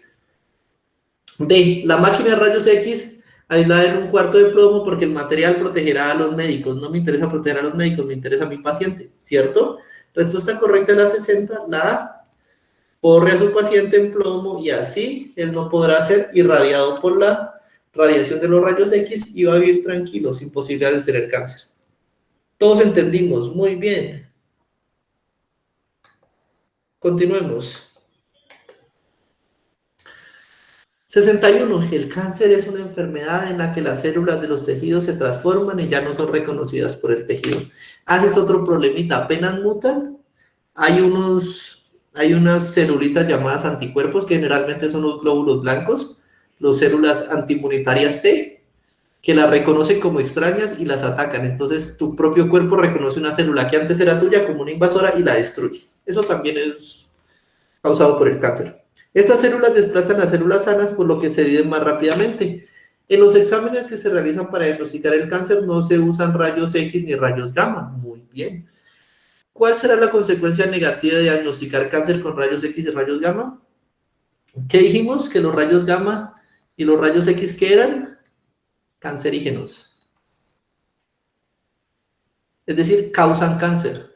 No hay que ser un genio para darse cuenta que si yo quiero curar una enfermedad, no la voy a diagnosticar con algo que la causa, ¿cierto? Entonces, busquemos a ver algo que tenga. La generación de más células cancerígenas por la posibilidad de alterar el material genético. Muy bien. Si usted usa rayos X, está aumentando la posibilidad de que se generen células dañadas y aumente el cáncer. Bien. B. Reducción de las células del tejido canceroso. Falso, eso no va a pasar, se va a proliferar. C. Generación de muerte celular en los tejidos por el aluminio, que se usa como barrera de protección. El aluminio no sirve para detener el plomo. Falso. D. Reducción del tejido canceroso. por la posibilidad de transformar las células cancerígenas en células normales. La radiación ionizante convierte células normales en células cancerígenas, o sea que esto no pasa. Respuesta correcta, efectivamente, David, la A. ¿Cuál había respondido tú? Efectivamente, la A. No hay que ser. ¿Alguien respondió otra pregunta? ¿Alguien tiene alguna duda? Si tienen alguna duda, pregúntenla.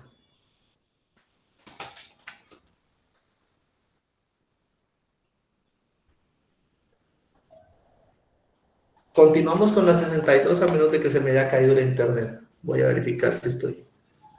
Listo, sí estoy. Hágale, profe.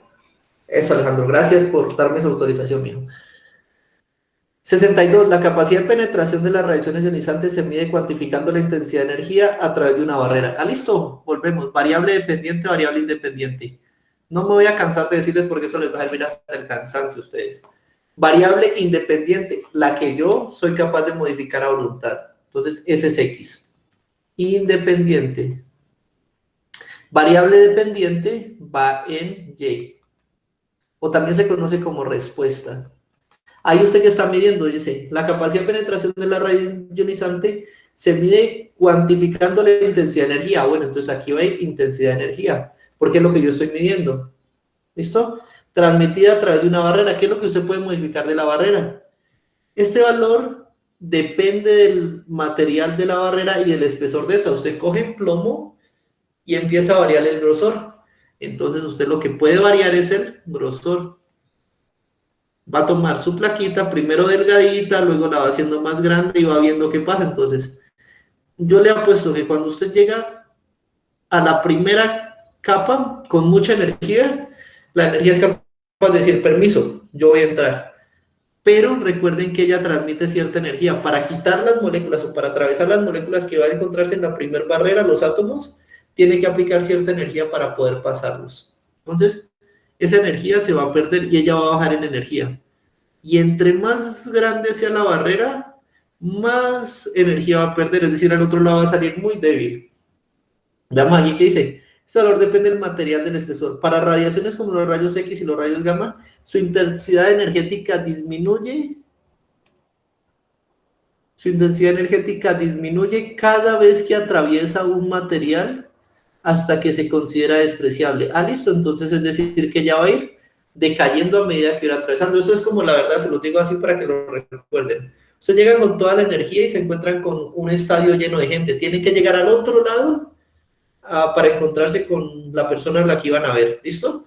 Usted empieza, permiso, permiso, permiso. Puede venir con toda la energía. Permiso, permiso, permiso. A mitad del viaje ya usted va cansado de quitar gente. Permiso, permiso. Entonces su energía se va desgastando. Así mismo son las radiaciones, así mismo son los átomos. La energía que tienen que invertir se va a ir dispersando en el viaje y al final ya quedan sin ánimo de llegar al otro lado. ¿Listo? Entonces acá dice, sin embargo, pasa energía con alguna intensidad, con un poquito, pero llega al otro lado. ¿Cuál será la gráfica que mejor describe la intensidad de la energía transmitida por los rayos X y gamma al atravesar la barrera? Entonces lo que le está diciendo es, vamos a arriesgarnos. Entre mayor grosor, menor energía. Yo posiblemente voy a tener algo y ese algo va a ser así, inversamente proporcional. La energía inversamente proporcional al grosor. Entre más gruesa la barrera, menos energía. Vamos a buscar algo inversamente proporcional. A ver, listo, aquí. La A es inversamente proporcional entre mayor grosor, menor energía. Muy bien. La C, entre mayor grosor, mayor energía. Eso me está queriendo decir que entre más gruesa la pared, con más energía la paso. Falso. Ahorita, la D, entre mayor intensidad de radiación, mayor grosor. Vean que los ejes están en el lugar equivocado. Descartado. D, entre mayor intensidad de energía, descartado. Ahí el simple hecho de saber cuál es la variable de respuesta y cuál es la variable independiente me descarta, así sin mirarlas, la B y la D, y me confirma al 100% que la respuesta correcta es la A.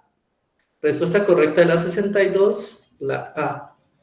¿Alguna pregunta?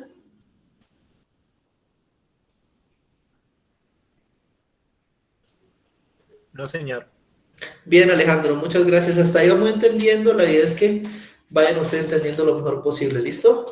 Ahorita tenemos esta pregunta. Dice, en la tabla se muestran los diferentes organismos y las medidas que usan para evitar depredadores. El organismo, un zorrillo, una rana, una planta de ají y una planta dormidera. ¿Listo? Tenemos entonces dos plantas, dos animales. Respuesta del zorrillo, liberar una sustancia en defensa de las glándulas anales. Muy bien. Tiempo que tarda en producir la respuesta, es decir, me asustan, lo ataco. Se demora 4 segundos en producir la respuesta. Duración de la respuesta, el chorrito que lanza dura 2 segundos y arranca a correr como descosido. Ese es un método de escape, ¿listo?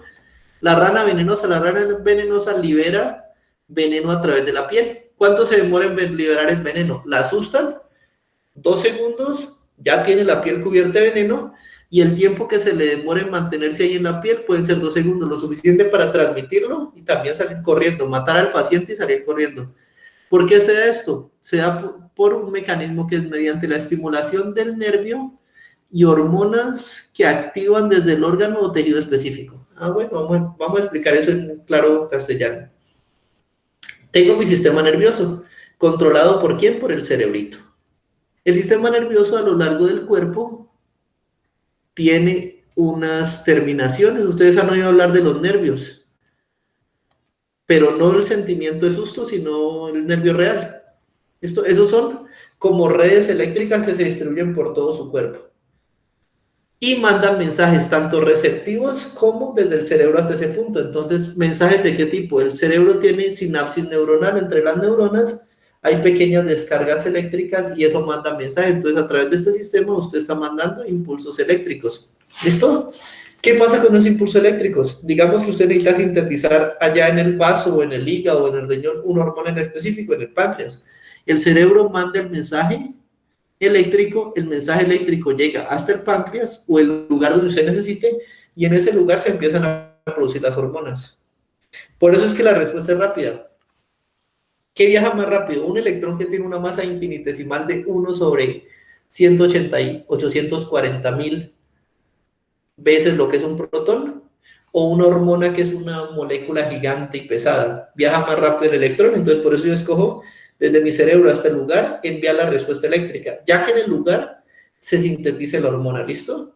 Eso me da a mí la capacidad de tener respuestas rápidas. Y asimismo, cuando el organismo siente que en el exterior ya ha bajado el peligro, la respuesta se apaga, la hormona deja de producirse y la célula le manda un mensaje eléctrico al cerebro por electrones que le dice ya pasó el peligro, y el cerebro se tranquiliza y dice, bueno, qué susto tan berraco el que pasamos, pero nos salvamos. Bien.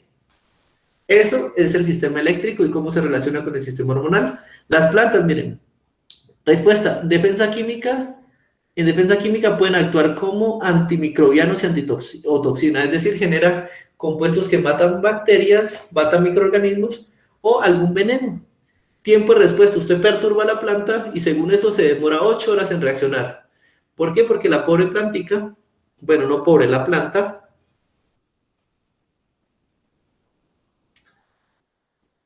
no tiene sistema nervioso, entonces ella ¿qué hace? No puede mandar electrones para decirle justamente a la hoja produce veneno rápido. No, ella tiene que mandar desde el lugar de la respuesta, manda hormonas o manda moléculas químicas. Ellas tienen que viajar, pegarse la caminada por todo el xilema, por todo el floema y disolverse en agua, llegar al centro, dar la señal y activar el veneno. Eso donde ellas no tienen ese sistema, miren. Tiempo, duración de la respuesta. Una vez sintetizado, ellas por si las dudas dicen, no, pues tengámoslo aquí un rato, no va a ser que pase algo malo. Entonces sintetizan el veneno y el tiempo de la respuesta tarda entre 1 y 5 días. ¿A qué se debe esto? Mediante la estimulación de las hormonas que se transportan a través de los vasos conductores, hojas, tallos y frutos, es decir, mandan el mensaje químico. Esas hormonas pesadas las disuelven en agua, las mandan de a poquitos y van lentas, pero llegan. Listo. Y miren, la dormidera, ante el contacto contrae sus hojas sobre el tallo como si se cerraran. Tiempo de respuesta, 6 segundos. Tiempo de duración de la respuesta, 4 a 6 horas. ¿A qué se debe? Por hinchazón o deshidratación de las células tensoras en el tallo de la hoja. Es decir, ellas igualmente, usted toca y químicamente ellas empiezan a liberar agua. El agua es una molécula más pequeña que las hormonas, eso hace que la reacción sea más rápida. ¿Listo? O sea que es más fácil sacar agua que sacar una hormona, por el tamaño de la molécula. Pero de todas formas, miren que una vez las desinflama usted y una vez las contrae, se demora 6 horas en volver a su estado normal. Ella no se recupera, no manda un impulso tan rápido diciendo, ya pasó el peligro, volvamos a la normalidad. No. Ella lentamente tiene que ir recuperando esa agua para volver a hinchar la hoja y volver a quedar como era. Ya después de haber aclarado todo sobre ese punto, vamos a ver. Las respuestas de las plantas son duraderas. Yo veo que las respuestas de las plantas sí son duraderas, muy bien. Tardan días u horas. Porque las plantas inducen la respuesta mediante hormonas, muy bien. Y los animales no, aquí es donde le embarramos, falso. Los animales sí usan hormonas. ¿Qué? ¿Cuál es la única diferencia? Que tenemos un sistema nervioso que primero manda electrones que viajan más rápido, entonces la respuesta llega más rápido y luego sí liberamos las hormonas y ataquen. Listo, entonces, por ese simple detallito la A no es. B, la respuesta de los animales es más duradera. Falso, porque demora segunditos.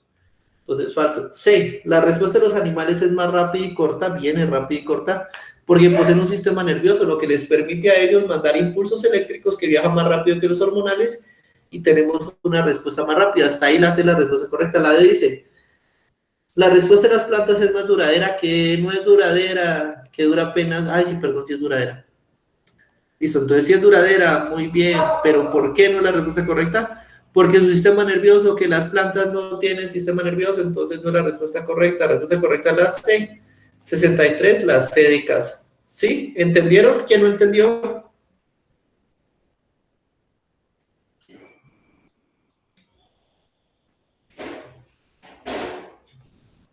Todos estamos bien, listo, continuemos.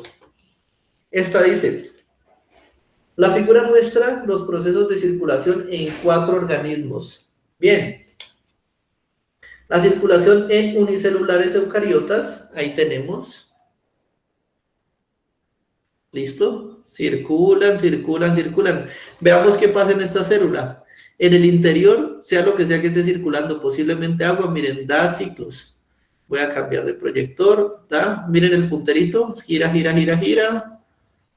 Esto que dice pared es simplemente indicándome que ahí está la pared celular. Gases me indican que aquí en el interior de este sistema está girando gases, nutrientes y agua. O sea que estas no son flechas que indican que entren y salgan, son simplemente señaladores que me indican que esas partes están ahí. Y ahí me puedo quedar yo dándole vueltas al sistema porque no hay ni entrada ni salida de nada. ¿Listo? En el insecto, en el interior hay gases, agua y nutrientes y también tiene un sistema que mantiene atrapado todo eso dentro del exoesqueleto. Miremos lo más grande que el insecto si no se ve nada.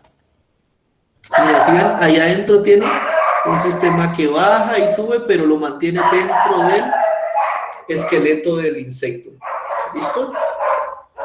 Ustedes saben que los insectos tienen exoesqueleto en lugar de endoesqueleto, ¿cierto?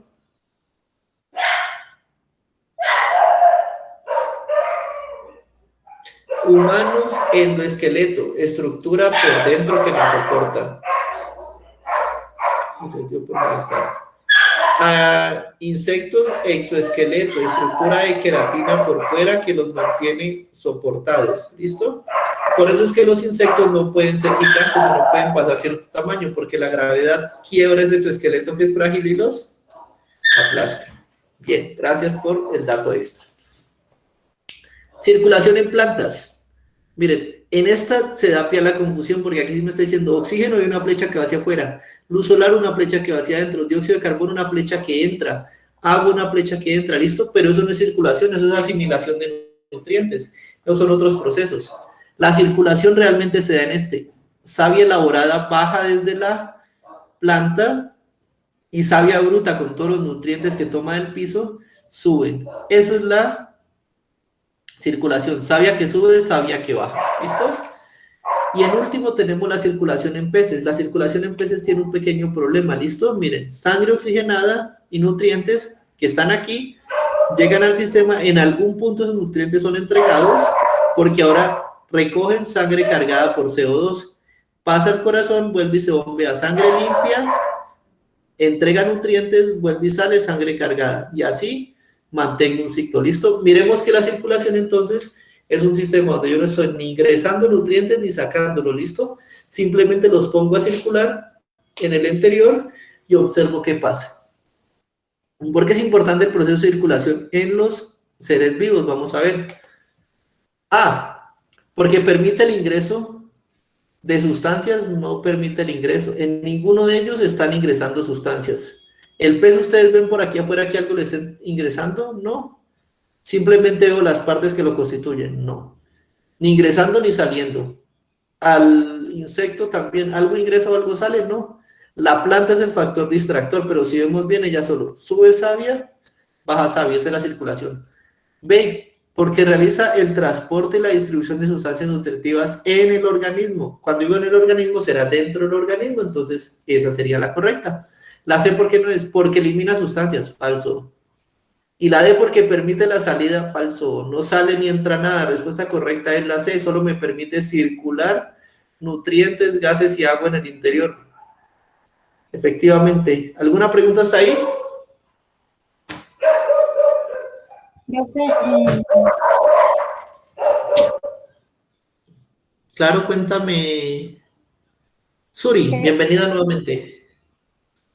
o sea, ahí el problema es que me está hablando de la circulación y esos gases entrarían por respiración. Exactamente. Que es otro proceso. Nutrientes entran por sistema digestivo, gases entran por sistema respiratorio, agua entra también por sistema digestivo o sistema de respiración que tenga la misma planta o el mismo animal, ¿listo? Sea cutáneo, sea tráquea, lo que quieras. Pero el caso tal es que una vez adentro que están los nutrientes, yo los pongo a circular, eso es en la sangre, ¿listo? O en el fluido que tengan para hacerlo circular. Entonces, por eso es que la circulación está dentro del organismo. No se usa para entrar ni sacar nada. ¿Cierto, Suri? Sí, pero Listo, fácil. Fácil, rápido y sencillo. ¿Alguna pregunta hasta ahí? Ninguna. Pasemos a la 65. La 65 dice, un estudiante quiere encender un bombillo de un circuito, el cual tiene un espacio para ubicar una resistencia, como se muestra en la figura. Aquí está la resistencia. ¿Resistencia qué es? Algo que opone el paso de los electrones. Entonces, si yo quisiera, tengo un pedacito de algún material. La resistencia es que tan fácil pasan los electrones. Por aquí un electrón viene y si pasa fácil, baja resistencia. Si pasa difícil, pues alta resistencia. Aquí adentro, ¿qué tiene que pasar? Pues van a haber átomos. Entonces, él llega y le dice permiso, permiso, permiso, permiso. Y entre más fácil se hace el paso, mayor electricidad conduce. ¿Listo? Ella tiene 4 objetos para usar como resistencia. Cada uno de ellos tiene diferentes características como se muestra en la tabla. Ahí tenemos madera, metal, diferente sección transversal y diferente longitud. Vamos a ver para qué me sirve eso. El estudiante lee en un libro que la alta resistencia de un material permite el paso de una menor corriente. Entonces, corriente es pequeña si la resistencia es alta. Eso me lleva a mí a pensar en un proceso de... La intensidad es inversamente proporcional a la resistencia. A mayor intensidad de corriente, menor resistencia. A menor intensidad de corriente, mayor resistencia. ¿Cierto? Ya lo bonito de aprender a ver esto en función de directamente proporcional e inversamente proporcional.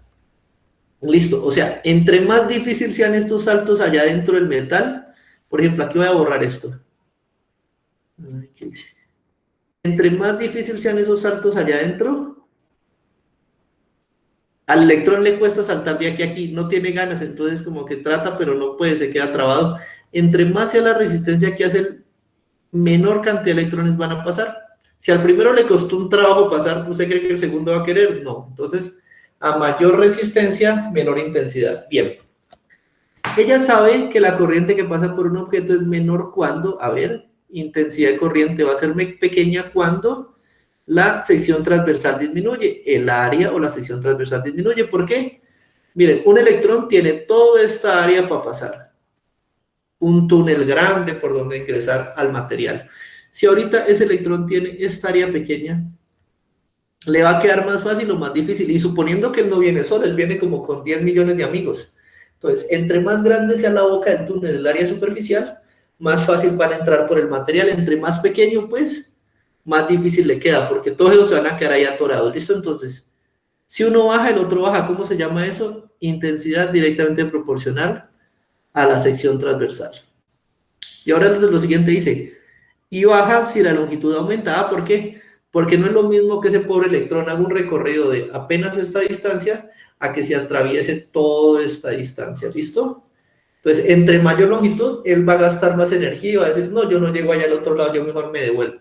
Entonces, si quiere usted disminuir la corriente, aumente la longitud. Cuando uno aumenta, el otro disminuye, entonces, intensidad corriente es inversamente proporcional a la longitud. Listo, fácil. Entonces, dice aquí, reza la palabra. Y que los metales son mejores conductores de la electricidad. Tengo un metal, conduce la corriente, tengo madera, no la conduce. Entonces, la madera es un aislante. ¿Listo? Entonces, ¿qué pasa? La corriente eléctrica en un aislante es igual a 0. Es decir, ella llega aquí, el electrón llega aquí, a la primera capa, y la madera le dicen, usted no va a pasar, se devuelve por donde vino. Eso es aislar la corriente eléctrica. Son materiales que por su estructura química no son capaces de recibir electrones y enviarlos. ¿Listo? Simplemente no lo recibo. Y si el electrón sigue intentando, la molécula que lo está recibiendo prefiere destruirse antes que pasarlo. Por eso es que cuando usted coloca un cable sobre madera y trata el voltaje mucho, ahí adquiere una quemadura. ¿Sí lo han intentado? Eso indica que la madera no permitió el paso de los electrones y en lugar de recibirlos, si los recibió a la fuerza, los usó para degradarse ella misma. Entonces, se destruye la madera aísla mientras que el metal conduce. Entonces, dice, si el estudiante desea la resistencia más alta, con los objetos que tiene disponibles, la mayor resistencia, entonces deseo esto. Si quiero la mayor resistencia, ¿qué debo tener? La menor corriente. Entonces mi objetivo va a ser la corriente más pequeña. Listo. Generar la corriente más pequeña requiere la sección transversal más pequeña. Entonces me voy a ir a analizar objetos. Objeto 1 y 2, madera, metal. Bien. Sección transversal 200 versus 75. La de 200 no me va a servir porque es la mayor. Entonces como necesito la corriente más pequeña, adiós objeto 1 y adiós objeto 2. Listo. Ahora, necesito que la intensidad de corriente sea la más pequeña, por tanto necesito que la longitud sea la mayor. Me voy para acá y verifico. La longitud de los primeros es cortica, 7.2. La otra es la más larga, o sea que sí me garantiza que el metal 3 y el objeto 3 y el objeto 4 son los que yo voy a necesitar. ¿Listo? Ahora, con base en eso, si yo digo que la madera es aislante, la madera me va a conducir una intensidad de corriente igual a 0, entonces no voy a hacer nada.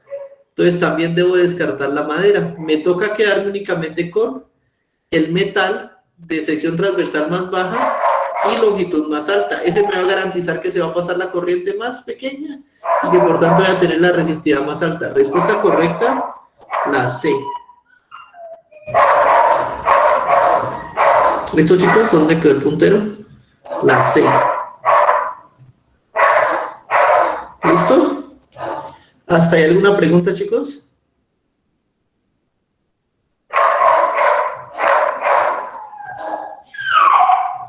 Por mi parte, no, profe. ¿No? ¿Todo quedó bien? ¿Quedó claro? Sí, profe. Listo, chicos. Esa es la respuesta correcta de la 65. Muy bien, y ahí vamos entendiendo para qué me sirvió a mí poder ver lo directamente proporcional, inversamente proporcional. Como dato extra, ahí les doy un consejo, y es, ¿ustedes cuando presentaron el simulacro les entregaron una hojita en blanco?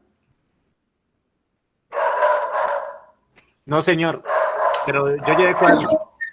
Listo, ¿y se lo dejaron sacar? ¿El cuaderno? Sí, señor. Listo, usted lleve una hoja, lleve un cuaderno, lleve cualquier cosa. El caso tal está en que en el ITFE, los que han presentado el ITFE se dan cuenta que uno dentro del paquetico viene una hoja que dice hoja para cálculos. Dígame si aún o la han quitado. No la han quitado, ¿cierto? Sí, profe, viene la hoja. La han quitado.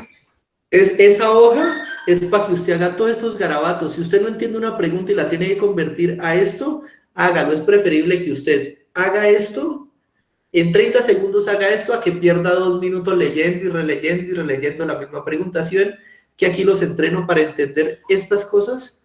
Inversamente proporcional, directamente proporcional, entonces busquemos la más larga. Inversamente proporcional con longitud, busquemos la más larga. Y directamente proporcional con la sección, busquemos la más pequeña. Y así usted hace esto, todos los calculitos. Y recuerdan la de la normal, directamente proporcional a la fuerza de gravedad, y luego la fuerza de respuesta es directamente, inversamente proporcional al ángulo. Háganlo así. ¿Listo? Hagan los cálculos, rayen esa hoja hasta por donde no puedan, para asegurarse de que lo que están garantizando es la respuesta 100% correcta, ¿listo? Y si no les alcanza la hoja, rayen el cuadernillo si les toca, pero si tienen que hacer cálculos, no se limite, ¿listo? Lo único que no va a rayar es el pupitre, el resto rayes hasta la piel si le toca. Bueno, aunque eso también lo podrían considerar trampa, pero pues no. Usted le dice, profe, me voy a rayar aquí porque no tengo dónde más escribir o me da otra hoja, y el profesor muy posiblemente tiene otra y dice, mire, no se raye, raya aquí, ¿listo? Pero hagan las anotaciones son un consejo muy importante para las pruebas simples en ciencia, y en matemáticas mucho mejor, ¿listo? Si tienen que hacer cálculos, hágalos. Si no le da la primera, verifiquen que la falló. Si no le da la tercera, ya no pierda más tiempo y busque la respuesta más lógica. ¿Listo, chicos? Bueno, profe. Consejos del profesor Marco que nunca faltan. ¿Alguna pregunta hasta ahí? No, profe. Listo. Faltando 2 minutos para las 6 y a sabiendas de que las siguientes preguntas son vinculadas, vamos a dejar hasta ahí por el día de hoy. El lunes rematamos todo el cuestionario y seguimos trabajando. ¿Listo, chicos? Listo, profe, muchas gracias. A ustedes, espero se Bueno, estén gracias. divirtiendo. A ustedes, recuerden dejar en el chat, por favor, su nombre para el llamado a lista. Quedo atento a cualquier cosa, cualquier comentario. Cualquier... Señora Suri, señorita, no le entendí nada. Que si va a dejar tarea en el transfer.